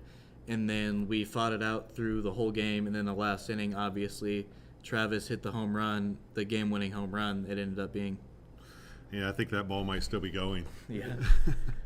And I know I wanted to have you here to be able to speak on behalf of those guys that are gone now. But we had some great seniors that stepped up. And so now we move on to regional, and we go to Oak Hill, correct? Is that correct? Regional? Yeah. We're at Oak Hill, and we play Blue River, and that was a kind of an interesting game. Yeah. We had the rain delay, which we were in a tough spot at the rain delay, and then it really helped our momentum because we came back, got those 2 outs we needed, and rallied back, and then scored, I think, 8 runs in an inning, and then it really just fell apart for them there, and we won. Yeah, and if you were there, it was an interesting game because sports are such a game of momentum, but that game really was a momentum game. And like you said, the rain delay and everything that threw into that. So then we get to go on to semi-state, and what a great opportunity and a fun chance to be a part of something special. I know it didn't really turn out exactly how you wanted it to, but the semi-state and all the community involvement and the school involvement, that had to be fun. Yeah, the community showed out great in the postseason. We had huge crowds every game. So you're a junior coming back this year on this year's team, and you'll be one of our leaders and leading our pitching staff again as the catcher, which is so important to the success of a team. So just wanted to tell you congratulations last year on the great run we had. Let's do it again this year. Yep. Great success, and good luck tonight in the second half of this football game, which we're watching right now, and good luck in baseball this year. Thank you. We're back here on the halftime show with head coach of our baseball semi-state finalist team, Daniel Hansen. Coach Hansen, first of all, congratulations last year on such a great season and such a great team. We just got done speaking with Grayson Mealy, who was a key contributor on that team, and we talked a little bit about what he felt like as a player. As a coach, how did you feel like last year? Did you feel something special? Did you feel something like this is going to be a little bit different than what you'd had in the past? And as the regular season went along, before we talk about the postseason, how did that regular season play out for you as a coach? Well, and I think it goes back to the year before that. We had a tough loss against Cowan in the sectional final. And our guys, we just, in that preseason leading up to it, in the fall workouts, January and February, indoors, I saw a great turnout. We were very focused. You could tell that they were hungry to get back to winning a sectional and competing in that moment. So I was very pleased with our focus before the season started. And as the season got going, I could see the team chemistry, the bond amongst the guys. Our leadership of our seniors was outstanding, and just really taking form as a team. As games started playing, I started seeing, okay, like there was something there. Our composure, how we competed every pitch. We were very focused on what was a task. Travis, obviously he got going on the mound. That was a question mark for me early on. Was the year before that we graduated Zach and Alex, right. Which was a lot of innings. Oh yeah. And Travis had been on the mound before, but that's a different role, being the number one in those right. big moments. And vaguely, I remember in the season, early on, we go to WAP, and he throws at Jim. I mean, it's a 7 innings, 100 and I don't know the exact off the top of my head, but 12 pitches, and just had it. And that moment right then is when I knew, like, okay, like he wants the ball in the big moments. But like I said, overall, just extremely proud of the guys. They kept their composure. That was something that we focused on, even in our Champions 101. with our leaders in the school on battling through adversity. We talked a lot about winning the big games. You're not going to win, it's not going to be easy. You're going to have to fight through adversity. It's not going to always go well. And I felt like this group really did that. A couple of things as an observer, I felt like, and as a coach, always look at it through. I love to watch other coaches coach. I've said that for years, but it felt like as the season went, we found a way to win close games where we had sometimes not found a way to do that. So we found a way to win some of those, and the ones we didn't, we learned from and didn't seem to make the same mistakes. I also felt like, as a coach for you can speak to this better than I could, but it seemed like your positions. It felt like everyone's role. They accepted that role and they understood their roles and played their roles well, and they kind of fit right into it. It almost felt like everyone pieced right into those roles. That's how it looked from my point of view. You can speak more on that. No, I agree. As you mentioned a little bit of as the season went along, that's what we kept our composure in close games. Early on, we came back against Blue River in a crazy inning there. That was crazy. But we had other games the same way where we had opportunities to either lose the game, right, or we had to step up and make some plays in the late of the game, and we found ways to do that. So we kept preaching next pitch, having that battling through adversity mindset, and you have to have that to win any kind of close game, or when things weren't playing great the first few innings, we hung around and made plays. And as you talked about the guys, again, I can't give them enough credit in that sense that they became a team. Right. It was a team goal. They talked about it all off season, going into the season. Their goal was to win a sectional. Right. That was the goal. It was never, win a game, win this game, hit this, batting average, or those type of things. It was always, how is our team going to win? Right. We talked about that a lot, and guys bought into how they fit into that. Right. In every role, like I said, as a coach, there's not every role is equal, not every role is different, but every role you have to do it to win. And these guys really, they embodied that. I felt like you had good senior leadership last year. You also had young guys not afraid to jump in there and do some things and take. It was similar to what we just talked about with Grayson, and he spoke of some of his teammates that weren't necessarily seniors that jumped in there and did.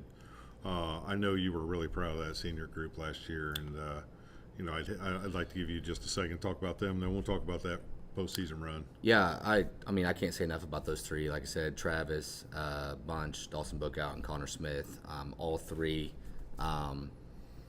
did everything asked of them. Right. Worked extremely hard. Travis, Dawson, they obviously had started the previous years. They've been in that 3-4 spot in our lineup as sophomores coming out of COVID. So they, at times it was kind of a roller coaster. They had some of those, moments where it got off to a great start their sophomore year, and then there was some challenges in there.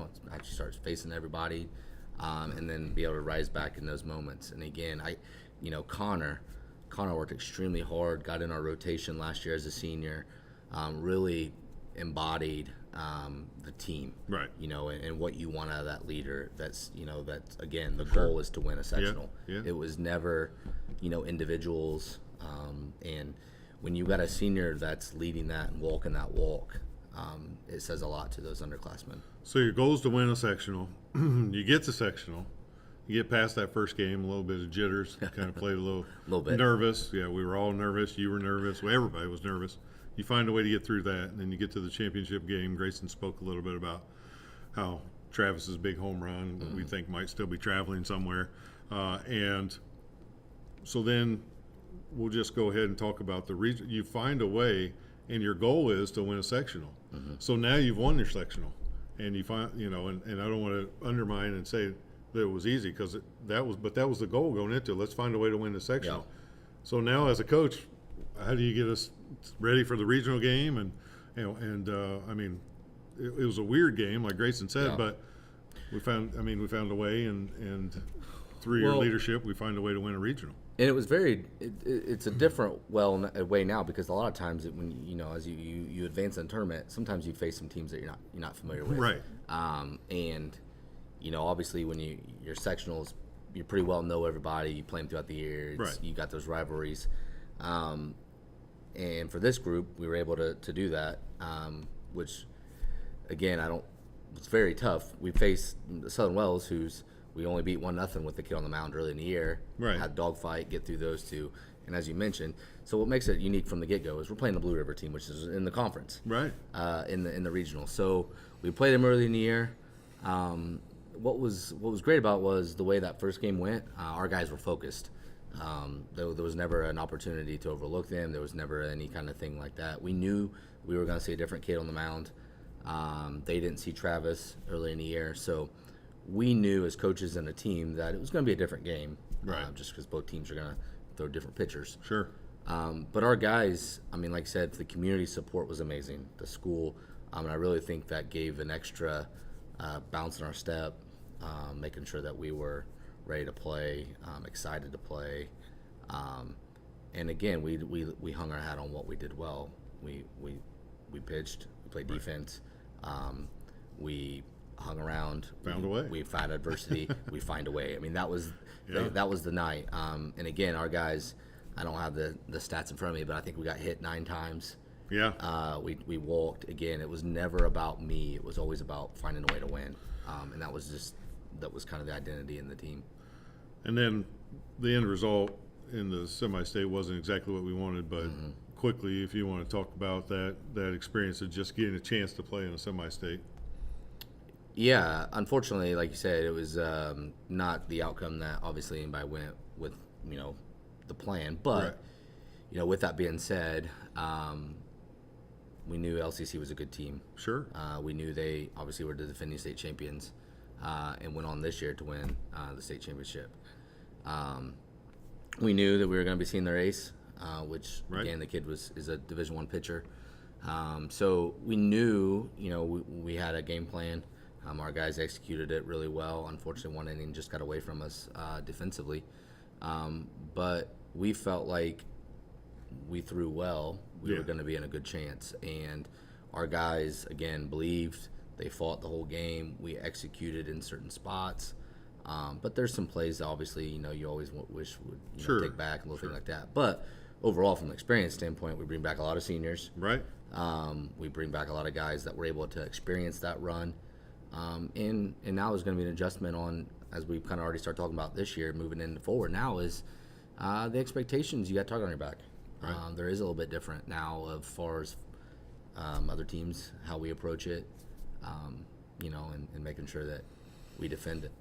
And through this run, and we need to end this so that we have time for the second half of this football game, but through this run, it was so much fun for me just to sit back and watch and see the kids enjoying it. But it was also great to watch the community rally around your team and rally around the guys. And, it was just a lot of fun to see that. I know that meant a lot to you too, just to see all the community support, the parades, and the kids going through downtown. Those are things they don't understand it right now, but they'll never forget it, and it'll be big memories for the rest of their life. So, on behalf of all of us, congratulations last year.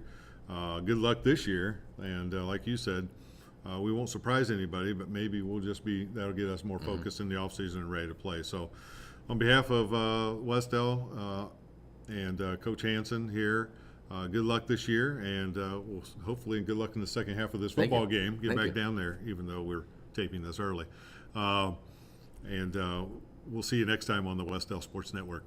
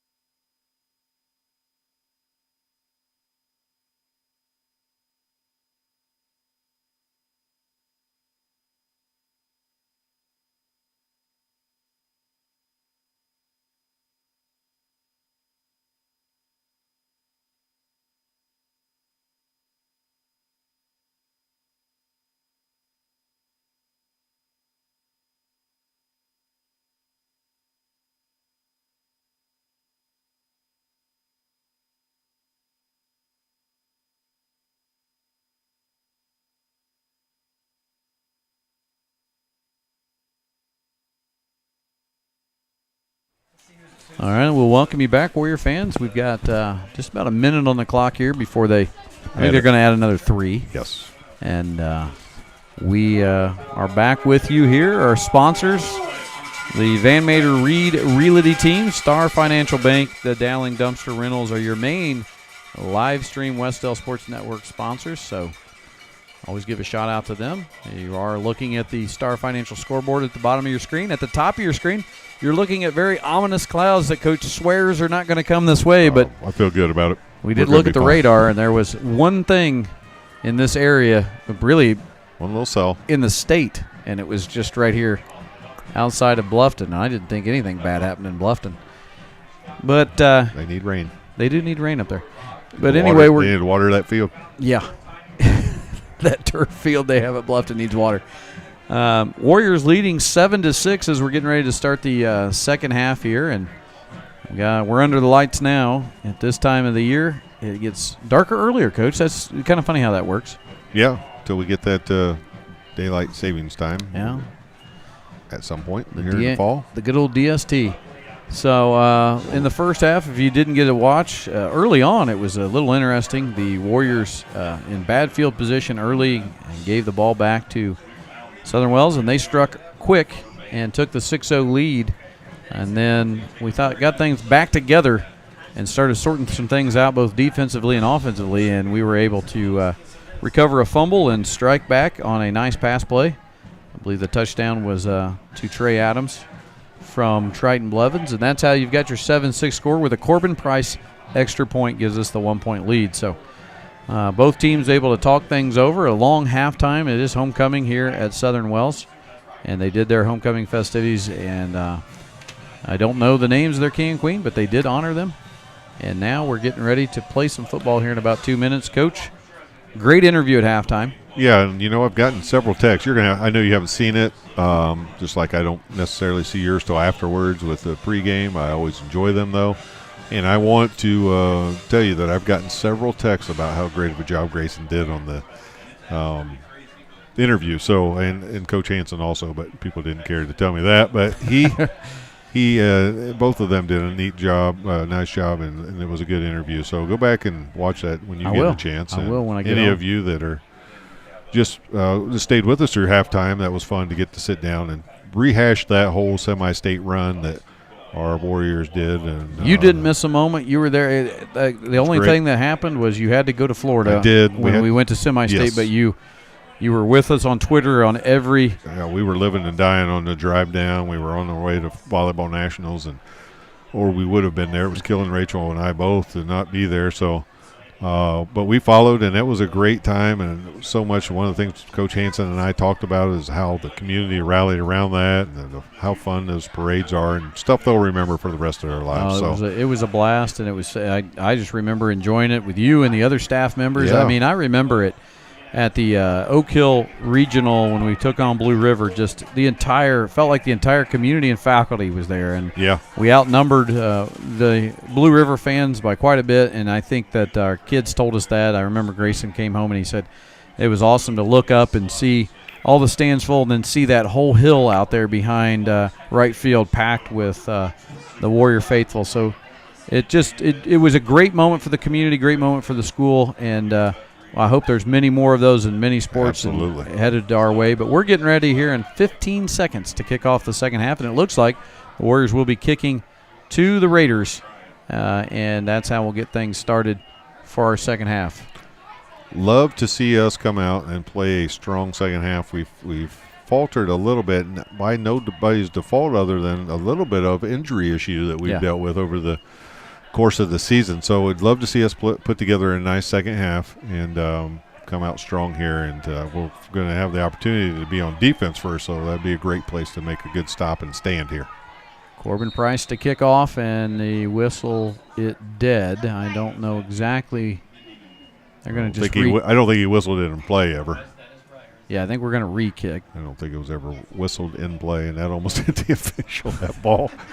Well, you can see Gerhardt threw that, and you can see he used to be a quarterback because he put one out there, and it almost got that official. He wasn't ready for it. Boy, he almost caught one on accident. They'll So stop there by we the go again. McDonald's in Hartford City on their way home, and they'll get an ice cream machine. Oh, no, they won't, because I know that ice cream machine's been broke for 25 years. Yeah. Corbin Price kicking off.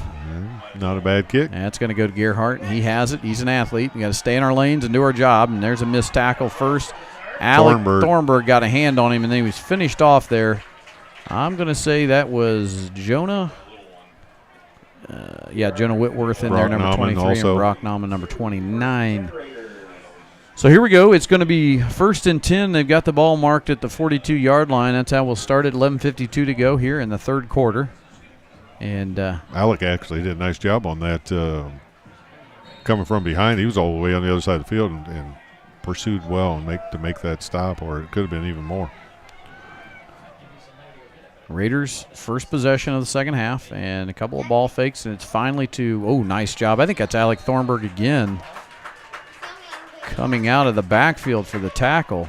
I thought that was him. And he flew up there. That was... Somebody made a nice tackle. Yeah, I can't see coming out of there. I thought it was Thornburg. It'll be 2nd and 6. And I think that was Worcester with the carry. So it is 2nd and 6.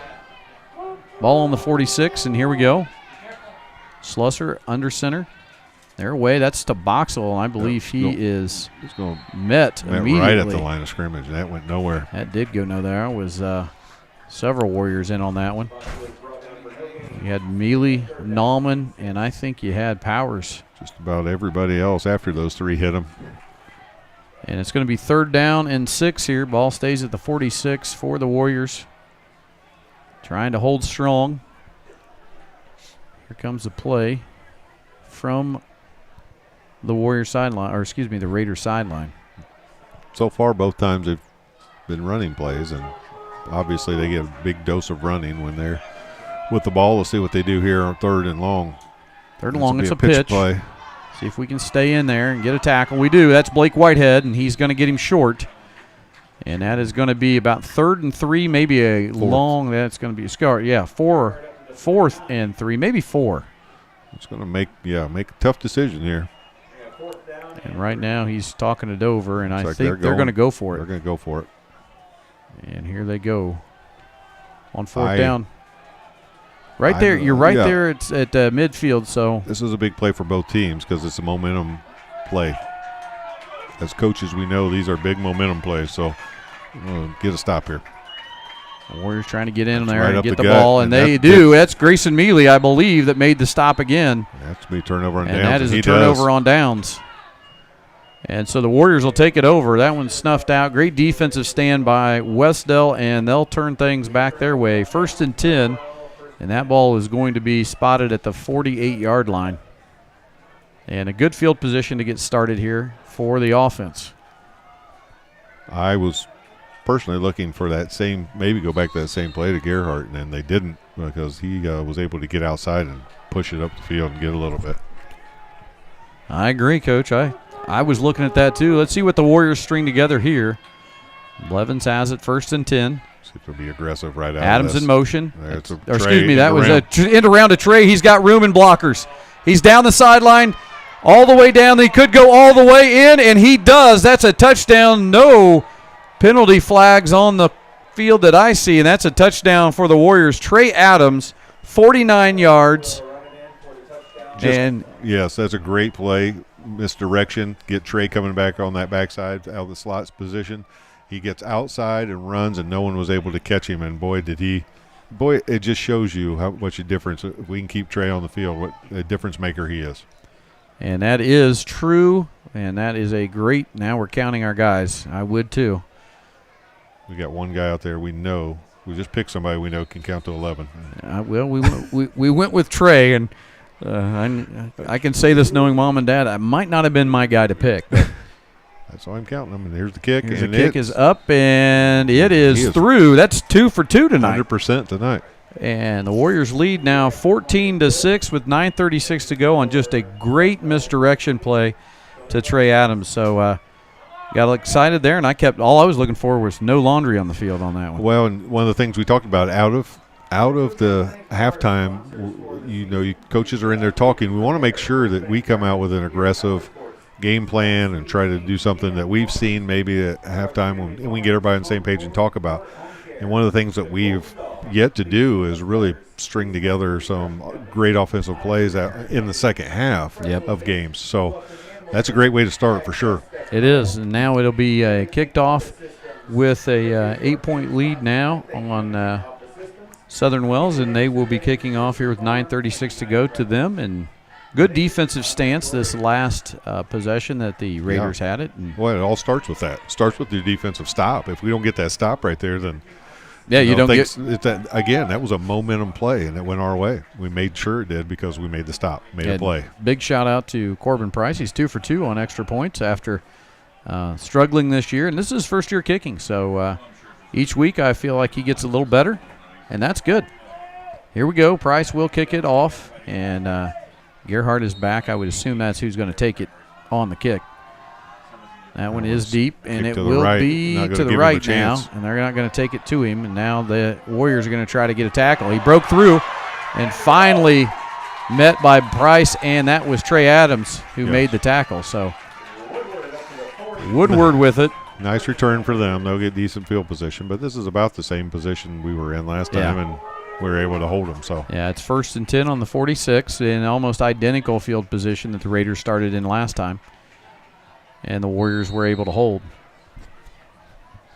So here we go. It's clock is 9:29, and the Raiders are going to try to answer that score by the Warriors.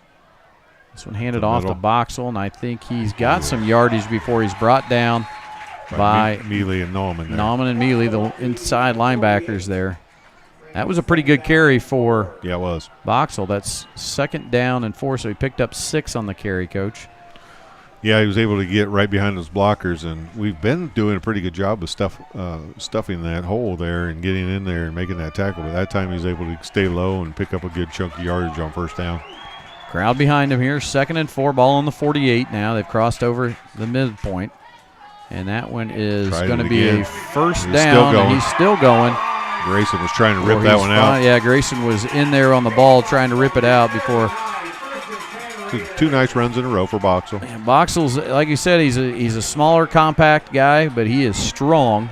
And when those guys sometimes are hard to get down when they're so small like that. You got to go low.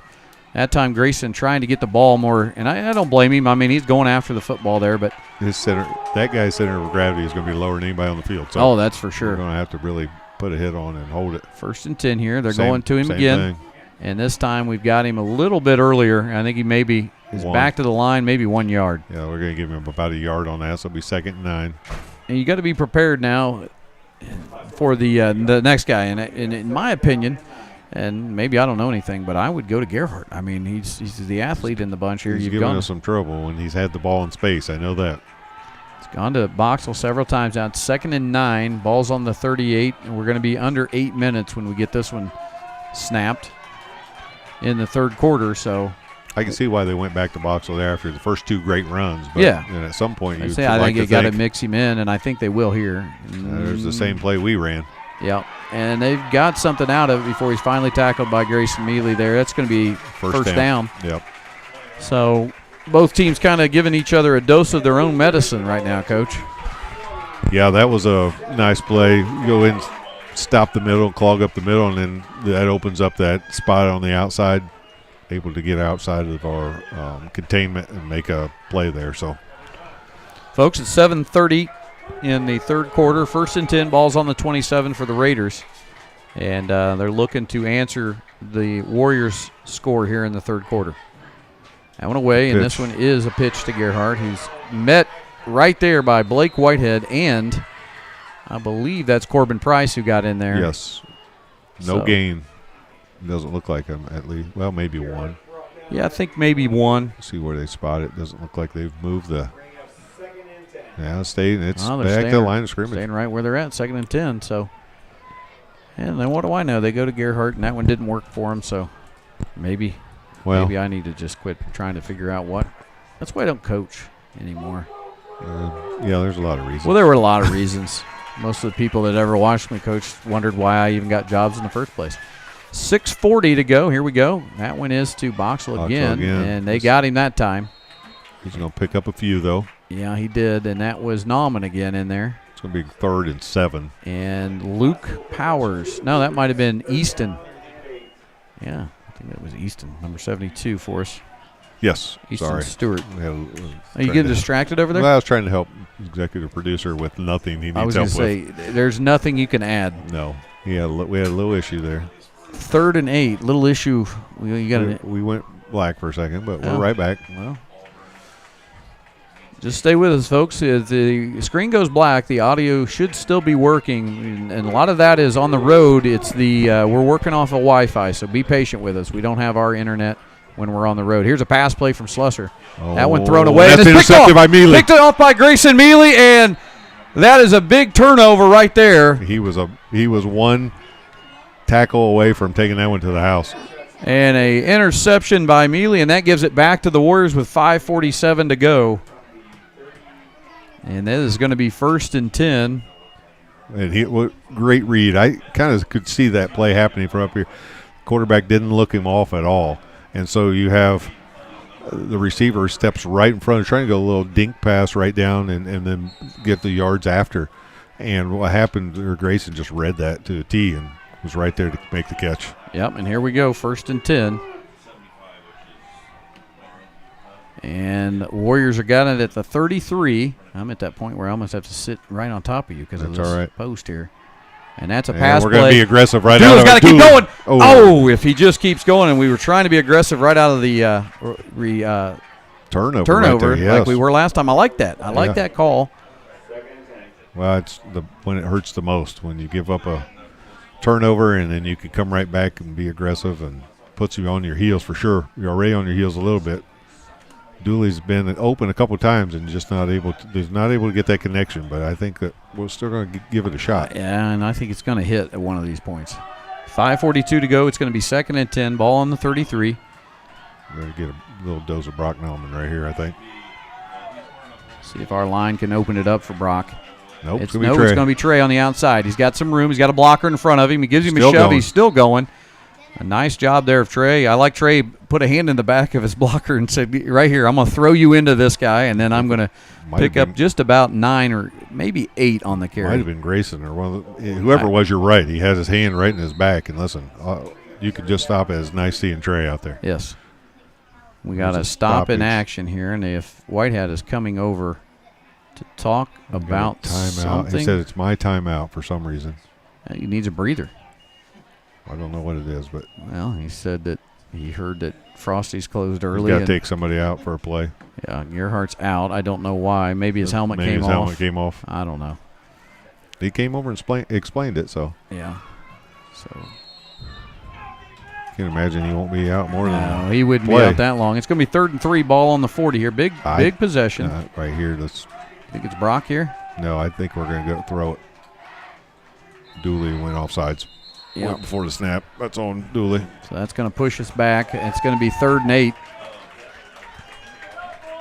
Got a little antsy on that one, and he stepped back and then just jumped a little bit. So 5-yard penalty to make it 3rd and 8, and that's those are penalties. Well, unfortunately, he was on his own out here and right in front of that official. He wasn't going to miss that one. So sometimes you can almost act like you're resetting your feet. That time he gave it away a little bit too much. See what we can get here on a long 3rd down, 3rd and 8 again. Probably not in 4th down territory. This is one you don't want to give back to the Raiders, clinging to this 14-6 lead. Here we go. Levens has it, back to pass. He got tipped, and that one is knocked down. That's incomplete. I was going to say, it should be incomplete. Trey right over the middle, but didn't have time to get it there. That was intended for Mason Davis, but got tipped at the line. And I would assume we'll have Corbin Price come out to kick, and he is going back. And Reno is on. That's our special teams punt unit. Well, you feel more comfortable about punting when you know that your defense is playing better. Yes, you do. And so couldn't take advantage of the turnover, but still always a positive when you force a turnover. That one good way catch. up there. That's a good nice athletic catch play. by Corbin, but that's not going to be a lot. Hopefully it gets the right roll, and it really didn't. Almost going to be right back where we were. Basically a change of possession right there.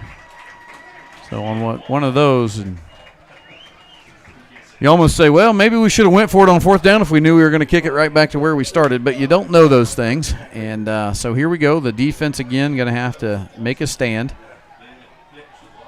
So they're looking here, some confusion on the Raiders sideline. Well, that's because they're a player short right now, and I don't know what happened, but and it's going to be a coaches timeout, are giving isn't it? a talking to one of their players. And it is a timeout, and we're going to take a timeout. Warriors lead 14-6 with 5:15 to go here in the third quarter. You're watching Wes-Del football on the Wes-Del Sports Network. Hey, Indiana, let's clear the air about vaping. Glue, rat poison, paint. We all know these products contain poisons like formaldehyde, arsenic, and lead. And these are just a few of the chemicals you'll find in e-cigarette vapor. Let's clear the air, Indiana. Don't puff this stuff.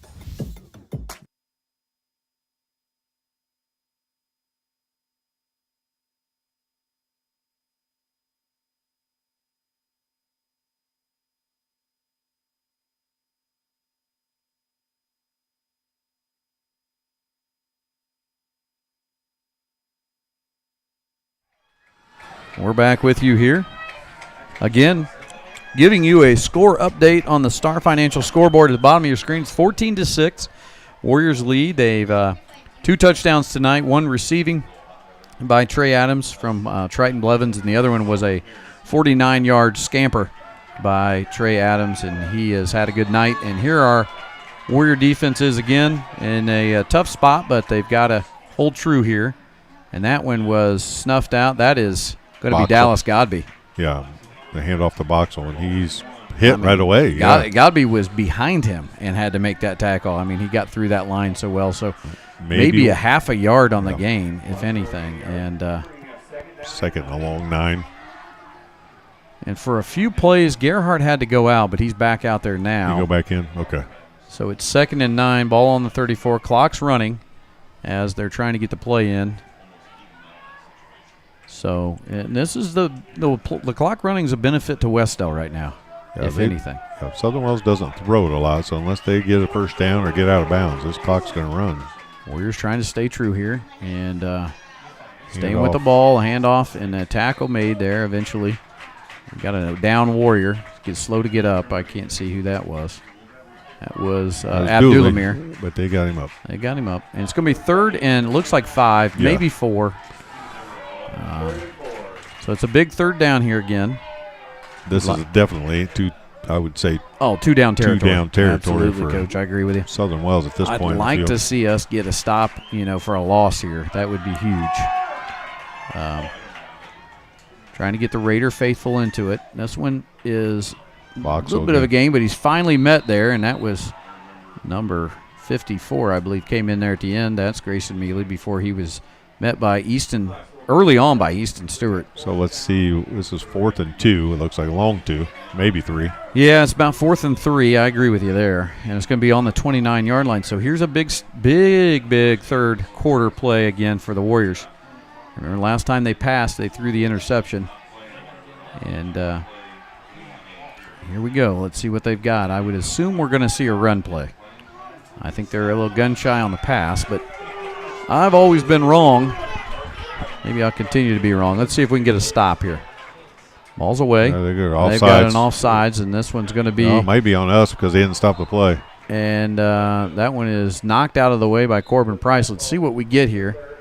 Let's see.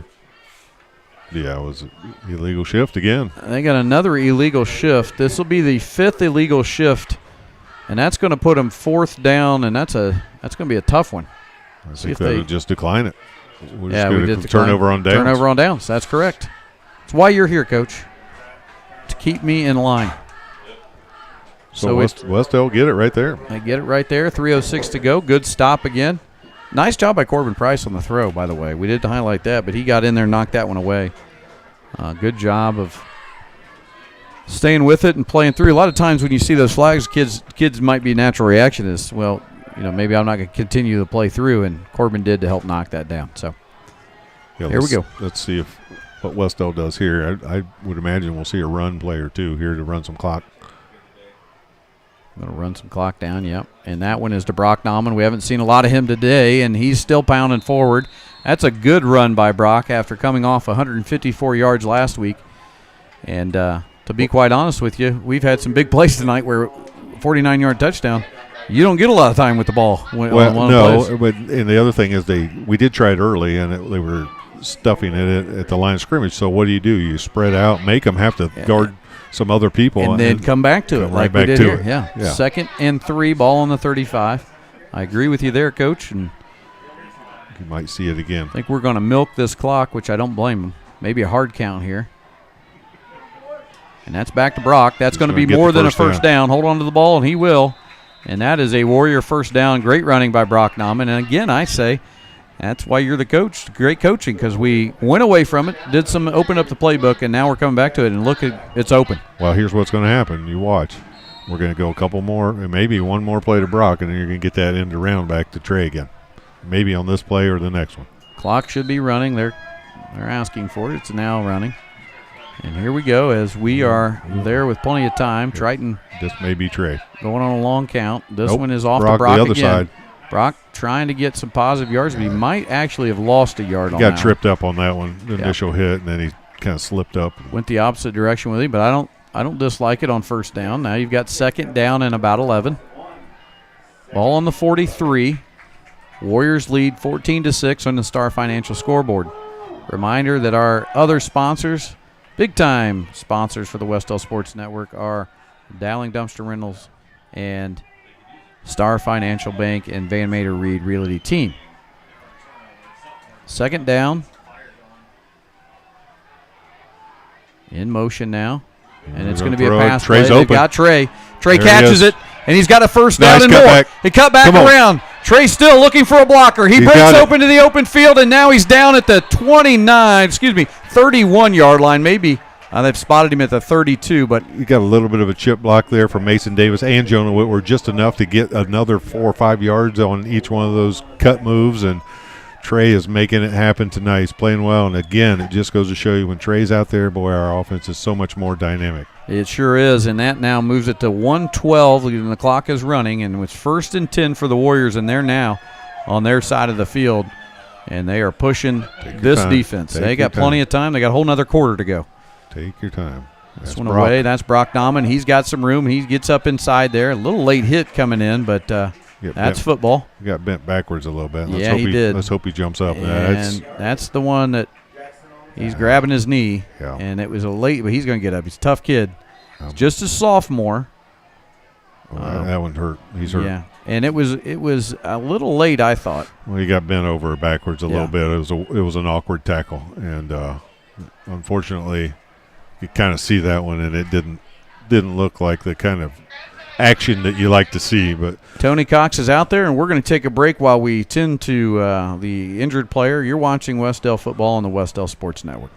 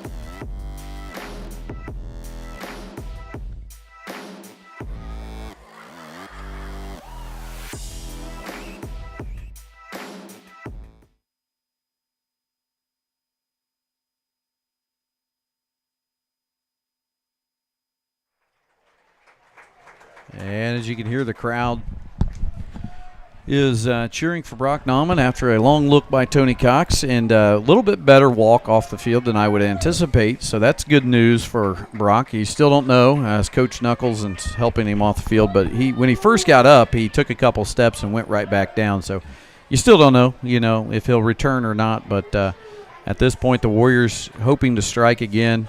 Brock had that was a good possession for Brock. Yeah, and, nice couple runs. He and that's Trey just, mixing it together. That's just football. One guy got low, got his leg underneath, and the other guy came in to finish him off, and he just got bent back. But we'll tend to him on the sideline. There's 36 seconds to go here in the third. 2nd and 8, ball on the 30 here for the Warriors.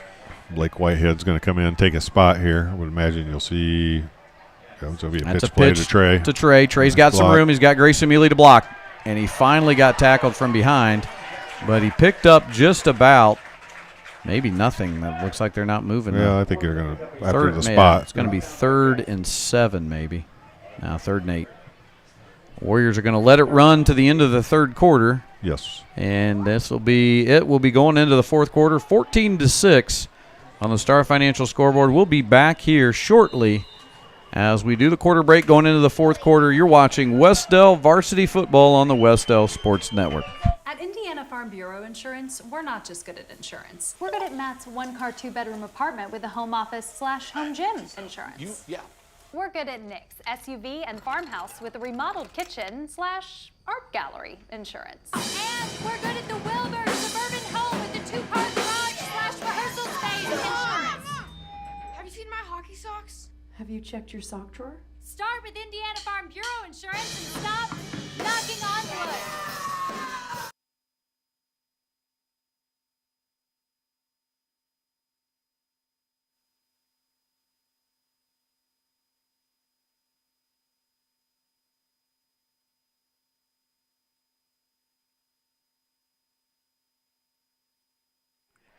And we are back here, and they're getting ready for fourth quarter action.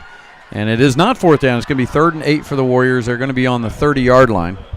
And as we're mentioning that, I look over, and Brock Nauman is being attended to by Tony Cox. And to me, Coach, it looks like ankle, which is not the worst thing in the world. He's taping over the shoe, which is what you would commonly do, wouldn't you? Yeah, in football, you just go right over that shoe, and then we'll worry about, you could tape it up this next week or whatever, and then put your shoe on. But right now, you don't want to take that off. You just tie it up tighter and tape right around it. If it's an ankle, then that's good news for us because it looked knee to me. Yeah. You never know of a fracture there, but right now, I like the way he's sitting up. I like the way he's drinking water. It looks like he may be back out here. But here we go. Start of the fourth quarter, 3rd and 8 for the Warriors here in their own territory. Davis in motion. Levin's back to pass. It's a screen out to Adams. Adams has plenty of room. He's got plenty of room and a first down. And a nice screen pass there and well executed coming out of that quarter break. Actually, that was Dooley, Coach. Was that Dooley? Yeah, Dooley made that play, and he's able to get him into some space there, and good things happen when we can do that. So I think a big score here would really cushion us, and that's kind of what we want. Yeah, put the pressure on a team that doesn't like to throw a whole lot. Here we go. It's 1st and 10. Ball's on the 13 for those of you at home. Moving Blake Whitehead around. He's learning as we go here. Levin's on 1st and 10. It's a pitch to Trey Adams. Trey Adams has room. Trey Adams trying to get to the outside. He sticks with it. He's going in, still dragging him down to about inside the 10, maybe close to the 6-yard line. He tried to cut that back inside, and it was successful enough to pick up some more yards. So he picks up about 7 on that, maybe 6. We'll give him 6, so it's going to be 2nd and about 4. And news is Brock Nauman is up and standing over there on the sideline, and so he is maybe expected to come back in sometime tonight. Yeah, we'll see if we can punch one in here and not have to get him out there and see what we can do. It is 2nd and 4, ball on. We have to move quick here. We got plenty of time. We got plenty of time. Settle in, fellas.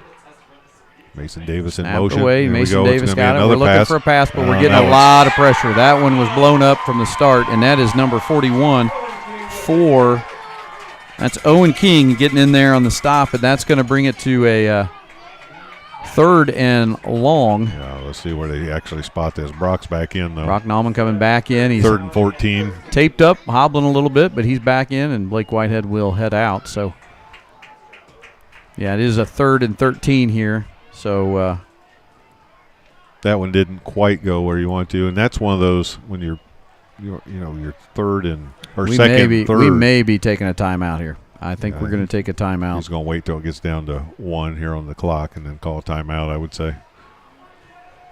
Yes. And that is a timeout for the Warriors. So they're going to have a big situation here on 3rd down with 13 to go. And the ball's going to be on the 17. 9:49 to go in this one. We'll be back here. We're going to take a quick break and let you see another great either clip from the IHSAA, either on vaping or just how great the IHSAA is. Okay. All right, we'll do one on vaping. You're watching the Wes-Del Sports Clear Network. the air about vaping.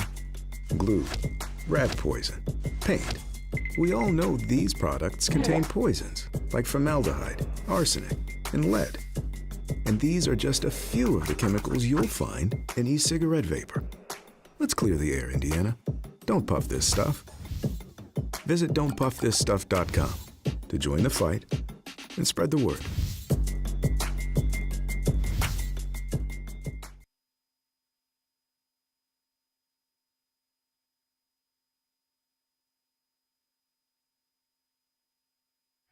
And we're back once again. Wes-Del football made possible on the Wes-Del Sports Network by many contributors, those including Montgomery Insurance, Pizza King, Young's Title, Campus Rentals, Property Pros, and Martin Insurance. Here we go. 3rd and 13. Ball's on the 17. See what Coach Hansen dials up here out of the timeout. Looks like we're in spread formation. So looks like he got Dooley alone on the top side here. Fumble. And we fumbled it. And that I think we fell back on it, though. Nah, they're pointing. They've got it. They got it. And they did pick it up. That is not what we wanted. No. And those miscues are, again, kind of happened with Greenwood Christian late. We threw the interception, but coming out of a timeout, I know that's not what Coach Knuckles or Coach Hansen would like to see. They want to see execution, and that one hurts. So the defense has got to come back here and just pick it up with 9:46 to go. There's plenty of time now for the Raiders. And that was a momentum shift for them. Let's see what we can do. Yeah, let's see if we can get a stop here. We've done a pretty good job defensively. A big key here is that Brock Nauman's back in because he is one of our inside linebackers, and he's a key to have out there. And here we go. And that is Grayson Mealy hanging on, trying to hang on, and that is a great run. And I think that's Boxell again. That's 21. No, that's 21. That's Worcester, I believe. And that's a tough run right there for the fullback. That was a nice run. They picked up about 6. Worcester gets 6 there on the carry. It's going to be 2nd and I think 4. The board says 6, but let's go 4. And so now you're going to, a team that doesn't like to throw a whole lot, you're going to have to make that initial hit, get a stop, and see what Coach Richards has dialed up over here defensively. Not a lot of time to go. Here it is. And that's a hit. Nice hit right off the line. That's Luke Powers. And nice job by Luke hitting him early. And that one was Boxell. Yeah, he just knocked him right to the ground, held on, and got him all the way down. He's got a big 3rd down here. And it's going to be big because it could be 2-down territory with the clock running like it is for the Raiders and being down 8. They may be forced to, if they don't pick it up here, they're going to have to try to pick it up maybe on 4th down. A lot of decisions here for these coaches. So see if the Warriors can stick with it. That one handed off, and he's going to have a first down and more. Jumps over, and there's a penalty flag. He jumped over Abdullah. I don't know what the flag is for. See what the flag is. I don't know what that one would be. He did an athletic move there. Tucker Worcester jumping over. Big. We're talking about it right here. Big athletic play. I don't know what the flag would be. Warriors, I think, believe it is on the Raiders, but I don't know what it would be. You can't jump anymore over somebody like that. I guess that's a player safety rule. Yeah. Keeping knees to the head and things like that. So what's the penalty on that? So I don't know if it. I don't know because I've not seen it. I've not either. Here's why. I don't know if it's a 10 or a 15. Here's what I'm going to say. That's a heck of a play. I feel like you're penalizing athleticism. I don't know. I mean, I guess personal foul. So that's a big one. It's 15 It's yards. a personal foul to jump over somebody. Yeah, it is now. I mean, I feel bad for the kid. The kid made an athletic play. I mean, folks, I'm a Warrior, I'm a fan here, but that's a heck of a play. That's one heck of a play to get penalized on, and it was a tough penalty in that situation. So it's back to just about where it was because he picked up Yeah, he picked up a good 15 yards. So, obviously we'll take it, but man, that was a heck of a play. Got the crowd going. That was a momentum play, but didn't know you couldn't do it. I knew now. 3rd down and 3, ball on the 23. Here we go, and that one outside again, and he's still got a lot, and he still gets it. That time he didn't have to jump over anybody before he's finally tackled by Triton Blevins, number 18. So now the one thing that is happening is the clock will run when it resets. It's at 8:14, just trying to give you folks at home kind of the understanding of what we're running with here. 1st and 10, 14-6 on the Star Financial scoreboard, and the Raiders still on their side of the field. So a lot of green to go before they get down there. So still a lot the Warriors can do to stop this, Coach. Yeah, you got to just stay with it. You got again, bend, don't break. It looked like they moved. Moved they quickly moved early. But sometimes I'll let that go. And they finally get a tackle made there. That's Dallas Godby, I believe, that made the tackle. And they're going to pick up about half of what they needed there on 1st down, so it's going to be 2nd and 5. But in doing so, they're chewing a lot of clock up. So here's the thing. If they do score, they've got to go for 2. Right, correct. And to go for 2, they're tying. Correct. So really right now, a lot of things in Wes-Del's favor. Yeah, if you're at home, you still got a lot here, but a defensive stop or a turnover would be huge. That one's to Gerhardt being pursued, and he's to the outside, and now we have a flag. That may be coming back. It may. It was thrown near Grayson Mealy, and it's either going to be a block in the back or a hold. Let's see. And let's see. It was the white hat that threw it, and it is a hold. Block in the back, or holding. I'm sorry. And we got a hold, I believe. And he was motioning over here, and I think if they have a 55, he may have just ran back out there, but maybe the white hat had it wrong. It's going to be a hold on. Well, I'll take him back 10. Yeah. I don't know if it was. I don't know that it happened to Grayson on that, but I know that was when the flag was made. But Grayson didn't look like he was old. He shoved, so I thought might have been another player there. But that's gonna help a little bit. 2nd and 12 now. About 7:05 as they get to the line. Raiders they're running with a little more sense of urgency, so we're going to have to make some tackles. Yeah. And there is a run up the middle. There's a nice hit. And at the bottom of that is Dallas Godby, and that was Grayson Mealy. And on the other side, I think, was Jonah Whitworth. No, Blake Whitehead. There's a lot of guys in there to make that hit, but they able to pick up about 4 on it. So it's 3rd and about 8. Yeah, it's going to be 3rd and 8. Now the clock is down to under 6:40, and the clock is in our favor. We want that to run. And fans at home, just keep anything crossed. Toes, fingers. I don't know that they'll go away from it and try the throw quite yet. I think you'll probably see another run here. That's just what they do. There's a pitch play. Jumping a little early.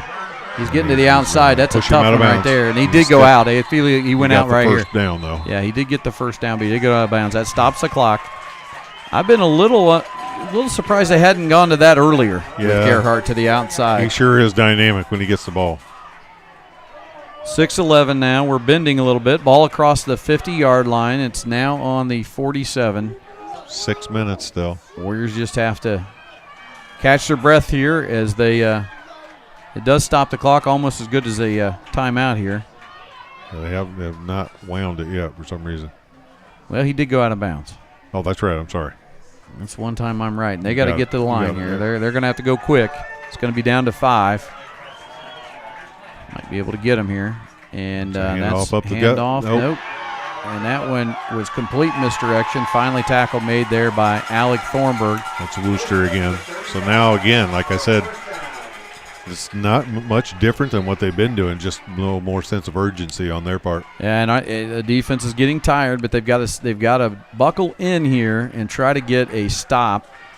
Those quick first downs, are hurting us. But 5:48 now on the clock as they break the huddle and head to the line.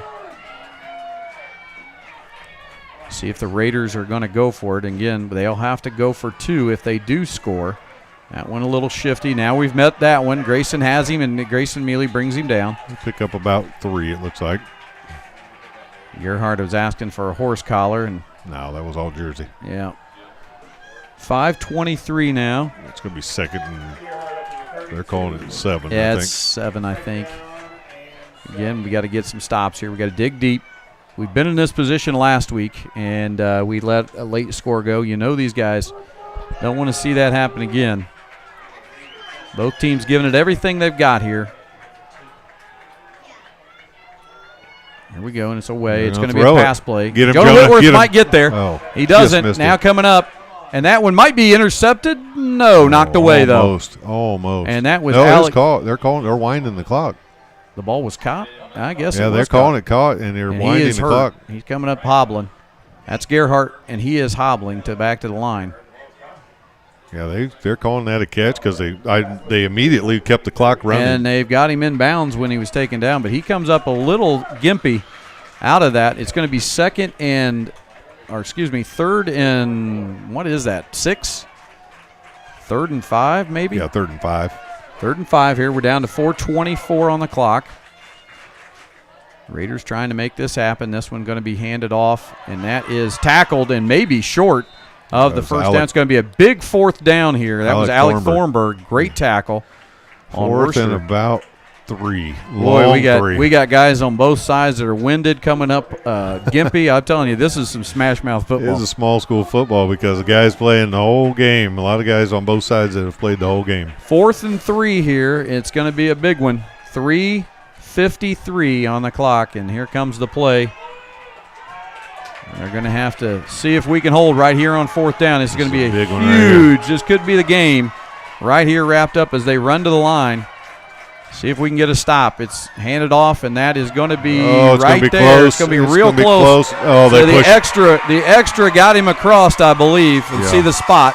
And that's 4th down, so you don't blow the whistle. Yeah. You almost think forward progress might have been stopped, but you got to let that go. You got to let it play. Let them play high school football here. It's a good game. 3:30 now on the clock. So they were able to pick it up. To Southern Wells' credit, we had it stopped, and they were able to get the initial push. I like what our guys are doing, though. They're making them grind it out. It's still back on the 25-yard line, 24-yard line, and they're almost going to be under 3 minutes after this play. So we've just got to make the tackles, make the plays. There's a nice job on Worcester, and we finally get him knocked down. I think that was Thornburg again. Alec Thornburg again. And he stayed in bounds, so we're under 3 minutes now. Would you want anything else, Coach, but a good old, tight, smash-mouth football game here? Definitely been an exciting game. 2nd and 5. We just got to keep it going. 19 here, so 2nd and 5. I believe they have 2 timeouts. I believe they burnt one earlier. And so here we go, 2:39 on the clock, and it's 2nd and 5, and we have maybe a timeout, and it's going to be from Wes-Del. Not a bad timeout to get your guys a break. No, and sometimes defensively that's a good way to stop momentum a little bit too. They're getting up there quick. They're kind of going on their comfort zone. I've been talking so much I need a break, so we're going to take one right here, and we're going to be back with you on the Wes-Del Sports Network. Some see a student athlete working on a shot. We see a powerful lesson in persistence. Some see a student preparing for success on an exam. We see a student athlete preparing for success in life. Proud to keep education in front of athletics since 1903. This is your IHSAA. This is your state. This is your high school. This is your athletic association. Fans, I'm IHSA Commissioner Paul Knight. And we're back here, and it is 2nd down, and the Raiders are pushing. And here we go. It's a handoff, and that's to Gerhardt. Let's see if we can stay with him to the outside. Grayson Mealy meets him. And kept him in bounds. In bounds. I think he got a 1st down, though. And they are going to spot it as a 1st down. So clock will stop for a second. And Whitehead's slow to get up, but he's all right. I did notice something, Coach. Rock Nauman is not in right now. No, he's over there. So I think that injury to his ankle was good. It was slowing him down a little bit. Slowing him enough that we have him out of the game at linebacker. So the injury bug continues to get us week to week, but here we go. Sorry if I'm in your way. No, you're not in my way. And here they go. They're away with it. Handoff up the middle. Handoff to Boxley. He's met and stopped, and the clock is now going to run, and that might be under 2 minutes. And at this point, again, I think Coach Sprunger has He's got timeouts, but there's 2 timeouts remaining. But the clock is probably not going to be his issue at this point. It's going to be, can we not break? Bend, and don't break here. We have another injured Warrior off the field. I think that's Blake Whitehead who just left, and now we're trying to get Malachi back onto the field. And we do. And now here's Boxell, who finally gets close, but he's going to still be short of the first down, though. Stopped there by Grayson Mealy, and I believe that was Vonderschmidt in there. So it's going to be real close. 3rd and 3, it looks like. 3rd and 3. Looks a little further. When they finally spotted it, than it does for us, because it looks a lot closer. I think they're close on the 5-yard line right now, and it's going to be almost under a minute. Let's see if they take a timeout. Coach calls a timeout for Southern Wells here. Sprunger takes a timeout with about 1:10 on the clock. We're going to stay here through the timeout and just kind of walk you through kind of what you're looking at. But the ball is on the 5-yard line. It's 3rd and 3. Warriors lead 14-6. So if they can punch this in, they will go for 2. They have to. Yes. And try to tie this thing. And then if that's the case, not a lot of time left for the Warriors to try to do something offensively. And, you just hope here we can get a stop. And on 3rd and 3, if you can get a stop on a run and then you force them into 4th down, you have the opportunity of maybe getting another stop there. So this is why you play the game. This is why you play high school athletics, for a good football game like this and a good sport. And the one thing we didn't mention, Coach, if you don't mind, is we haven't talked about the cheerleaders tonight. And this is a great opportunity for us to highlight the cheerleaders. I can get it in the sun. We have Delaney Huffman, Gracie Drake, Ava Wetmeyer, Nora Nickens, let's see, Tori Clark, Brianna Hale, Bailey Combs, Hayden Browning, Presley Curtis, Kylie Proctor, Kirsten Ronan, and Jenna Woodson. So here's a big, again, we're coming off of a tough one last week with Greenwood Christian, heartbreaker. We don't want to see it again. Here's 3rd down and 3. See if our defense can hold here. Handoff is there. It's tackled right away. That's Dallas Godby. Dallas Godby getting in there. It's going to force a big-time 4th down. And they didn't get much, so it's going to be 4th and 2. This is a huge 4th down play for the Raiders. This could be the ball game as the clock is running. Yeah. See if they go for it or they take the timeout. They're going to go.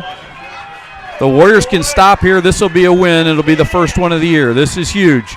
Oh, fumble. And the ball's fumbled, and they have got it. He's going to be. Oh, I don't know. He might be short. It's going to be the spot here. Denny says no. Mr. Denny's running like he's saying no. We're going to see. It's going to be a measurement. But going to see what the measurement's going to be. The clock is stopped at 40 seconds. It's blown dead. Going to see what it was. I didn't see who was in on the tackle. It's going to come down to a measurement. Grayson Mealy getting up from the bottom of the pile. I would think, if nothing else, you've got to measure. I think they've got to measure. They're going to take a time and bring the. Yeah, they'll stop the clock for a measurement. When it's this close, even if it's. Boy, could there be any more suspense in this entire facility? Everyone's going to be. Listen, even if it's noticeably not there, you're going to measure this one. Well, and I think Sprunger's going to have to take a timeout if they do get it. He's got 40 seconds. Well, the clock will stop on the turnover on downs if they get it. Yes, if they get it, you're correct. Let's see what they've got. The call here is going to be made. It is. No, they didn't get it. They didn't get it. It's Wes-Del ball. That's a stop right there for Wes-Del. And the ball is turned over. That's it, folks. As long as we don't fumble the snap here. Got to take care of the ball, and the Warriors are going to. They got 1 timeout left, I believe, so they can. I think they can only stop it once. Yes, and this ball is going to be on the. Now we're right on the goal line, so we're going to have to. Is Brock back in? I think he is. I just give it to him and lean forward. Yeah, I mean, at this point, you just got to get positive yardage and let that clock run. So if you have enough room, you go victory formation here. I just don't know if we have enough room. And no, I don't think we do. I think you're going to, Coach, we're squeezed in there. I think they're going to have to go forward. I would think they'll go forward. You don't want to back into a safety. No, you don't want to do that. Got to go forward. They can only stop at 1 time, I believe. Let's see. See what we do. Let's take a knee. And see what we do. We do take a knee. So they'll stop it. They'll stop it immediately at 37 seconds. We're going to stay here. I believe that's their last time out. So barring a fumble on this snap, this should do it. This will run the clock out. And The one person in this place that knew that was not a first down was athletic director Kai Denny, who's allowed to be down there because no one else could be down there. I think he jumped and was more athletic than he's been in the last 10 years. Yeah, he's probably going to be hurting tomorrow. But that was how we knew that he was pretty sure it was not a first down. So let's get this snap. All you're talking about right now is let's get a good snap to we've had a couple issues with that tonight, but let's get a good snap to Triton, take a knee, the clock will run out, we'll get out of here and have a fun bus ride home. Listen, we've played well. We've had guys all over the ball. This is our first night that we've mentioned Alec Thornburg a lot. He played well tonight. Trey Adams has had a complete game. Listen, Trey Adams, number 13 is not only Taylor Swift's favorite number, it's my favorite number tonight. He came through tonight, and let's see if we can just kneel on this one and salt it away and get a victory here, the first one of the season. So you're just hoping for a clean good snap here and take a clean knee. kneel. And it's away. He's down, and it's it tries to push him back for the safety. Yeah, and it should be it. It should finish it. They spot that, and that's it. And that'll be coaches, the end of here the they game. go. We're going to line up, and this clock is going to run out, and there Southern it Wells is. is out of timeouts. They won't be able to do anything about it. So And 20 on the seconds road- from now, we're going to be a winner. On the road, ladies and gentlemen, the Wes-Del Warriors. As the clock runs down, the Wes-Del Warriors spoil the homecoming for the Raiders, and they win this one 14-6. It's almost down to zeros. Coach, let's get a final synopsis. I want to get down there and enjoy this with the guys. Look at those guys. Yeah, well, the final synopsis is look at those guys jumping around over there. That's exactly right. Like you said, what a great game. We had to make a stop. It's all the momentum going their direction, and we did. We just made some stops and made some plays, and I think one of the biggest keys of tonight was we were able to keep everybody on the field. We got everyone on the field. Trey was able to play the whole game. We were able to keep guys out there. We lose Brock for a couple of plays, but for the most part, we were able to keep everyone on the field. And, man, what a nice way. The guys have been fighting so hard, and to come over here and get a victory. We talked about how big they were up front and outsized us, but we had to use our speed and our skill, and we did all those things. But it really ultimately came down to we had to make a play at the end and get a stop. And they did that, and I'm so proud of these boys, and they're excited. And I do know this. I hate to cut this short, but on a personal note, Mrs. Mealy says we're in charge of food tonight. So I've got the keys to the truck, so I got to get down there. Hard to tell what you whipped up. And see what I give these kids. But want to thank everybody, the part of the team that bring the Wes-Del Sports Network to you. It's from the guys in the truck, Gordon Shumway, and all those guys out there. You're going to have a fun coaches interview this week. That's right. To Mr. Producer right here, Andrew Romine, and to you, I want to thank you. This was a fun one tonight. Great hospitality by the Raiders, and they played a great football game themselves.